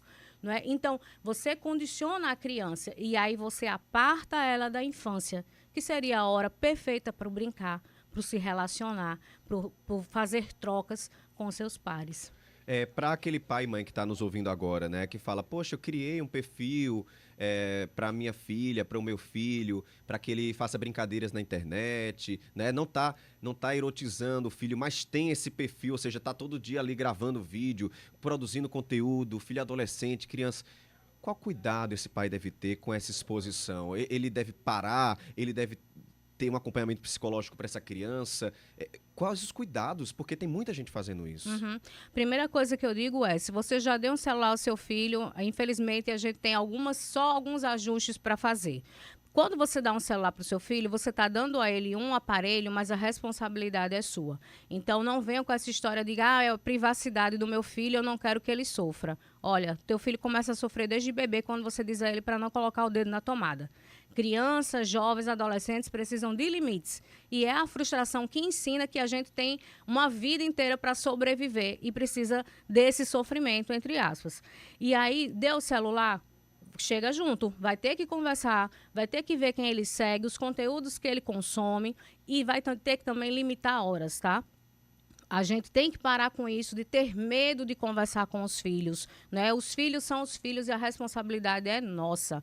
Então, conversa com eles. Se você ainda não deu o celular, ótimo, parabéns. A partir dos 12 anos, você pode dar um celular e com supervisão. E rede social, eu lamento, gente, é 16 anos. Quem está dizendo isso são as pesquisas, são os estudos, são a ciência e é todo esse comportamento, né, prejudicial que a gente está enxergando. Então, o Brasil libera aos 13, mas enquanto ciência, a psicologia, a medicina, todo mundo fala que com 16 anos é o lugar de jovem estar na rede social. Uma criança tomar a decisão de criar um canal, querer criar um canal, a gente entende ela querer. Mas o criar é responsabilidade sua. Então, adulto, coloca a mão na consciência. Será que precisa? Será que precisa expor seu filho, sua filha na internet desse modo? É um tema, tenho certeza, Moisés, que a gente vai trazer muitas vezes aqui, porque é necessário, se faz necessário, a CBN está nessa luta também para conscientizar os pais e mães sobre esse tema. Muito obrigado, tá? Boa semana para você. Eu que agradeço, Caio. Para finalizar a minha fala, eu digo, vamos começar a retornar a valorização do estudo, do sono, da brincadeira, né? Não é mais admissível que jovens e adolescentes fiquem pousando de coaching, né? Fazendo jogos dentro da igreja, falando que ganham dinheiro. Então, assim, a gente precisa pôr um limite. E deixo aqui como indicação uma série da Netflix que é muito bacana e que todos os pais deveriam assistir. Chama-se Má Influência, o lado obscuro dos influenciadores. Aí, assiste. Vai lá. Obrigado, Moisés. Boa semana para você. Para nós todos. Agora, 11h54. Últimas da política. Felipe Nunes de volta aqui na bancada para trazer as últimas da política, te informando nesse fim de CBN João Pessoa. Oi, Felipe. Oi, Caio. Bom dia mais uma vez para você. Trago agora as declarações do governador João Azevedo, que mais cedo comentou durante o lançamento do Paraíba World Beach Games, evento que abriga algumas das importantes modalidades de esportes de praia. O governador comentou sobre os movimentos do prefeito Cícero Lucena, que na última sexta-feira esteve em Campina Grande para participar do lançamento do filme curta-metragem em homenagem a Ronaldo Cunha Lima. O governador foi questionado nesse evento institucional sobre possíveis rompimentos dentro da base aliada e reagiu de forma natural, dizendo que até o momento, Caio, essas movimentações não significam um rompimento. O governador voltou a dizer que não é hora também para a definição da chapa majoritária relacionada às eleições do próximo ano. Inclusive, nesse evento, o governador João Azevedo, além dele, estavam presentes o vice, Lucas Ribeiro, e o prefeito da capital, Cícero Lucena, que disputam ali internamente essa indicação para disputar as eleições como candidatos ao governo do estado. Vamos ouvir o que disse o governador João Azevedo. Nós estamos no caminho certo, nós estamos tratando cada um com os seus projetos, é natural na política que as pessoas tenham projetos pessoais. Eu faço o projeto de grupo, eu insisto na possibilidade de nós estarmos juntos, até porque você tem que fazer conta de perde e ganha. Às vezes se anuncia coisas que eu não consigo entender, sinceramente, que ganho terá alguém e se afastar do grupo para fazer uma disputa por um grupo pelo qual ele nunca nem participou. Não consigo entender. Então o senhor já identificou essas pessoas? Não, eu identifico pelo que vocês publicam. Vocês publicam todo dia que não sei quem reuniu com não sei quem, que está com não sei quem, que tirou uma fotografia, porque a fotografia agora parece que vale mais do que certidão em cartório. Né? Parecer uma fotografia é porque já casou. Então, assim, a gente tem que fazer análise com muito mais frieza dessas coisas. E eu faço com muita tranquilidade disso. E eu sei que o nosso grupo é um grupo muito forte e que, logicamente, a oposição espera até hoje que haja rompimento para poderem se viabilizarem. Essa é a grande verdade. Essa é a resposta de João Azevedo ao negar que haja desfalques dentro do seu próprio grupo, mas vale lembrar que essas repercussões que acontecem na imprensa são muito mais do que imagens, são declarações, são leituras feitas a partir do que dizem os próprios aliados do governador João Azevedo e do prefeito de João Pessoa, Cícero Lucena, inclusive de viva voz. Mas o governador também foi questionado sobre prazos para definição dentro da base aliada acerca das eleições do próximo ano. Vamos ouvir. Tem prazo não, gente. Isso não existe, não. Eu já disse várias vezes. Prazo tem São João, São Pedro, Natal. Mas prazo para anunciar a chapa, Chapa é discussão, negociação, colocação na mesa dos argumentos e a gente vai tocando e construindo. Parece uma insatisfação ali, você resolve, vai tocando. A política é assim, não é estabelecer que na matemática 2 mais 2 são 4, claro que não. Eu vejo aí, tem o projeto do prefeito Cícero Lucena, tem o projeto do deputado Adriano Galdino, tem.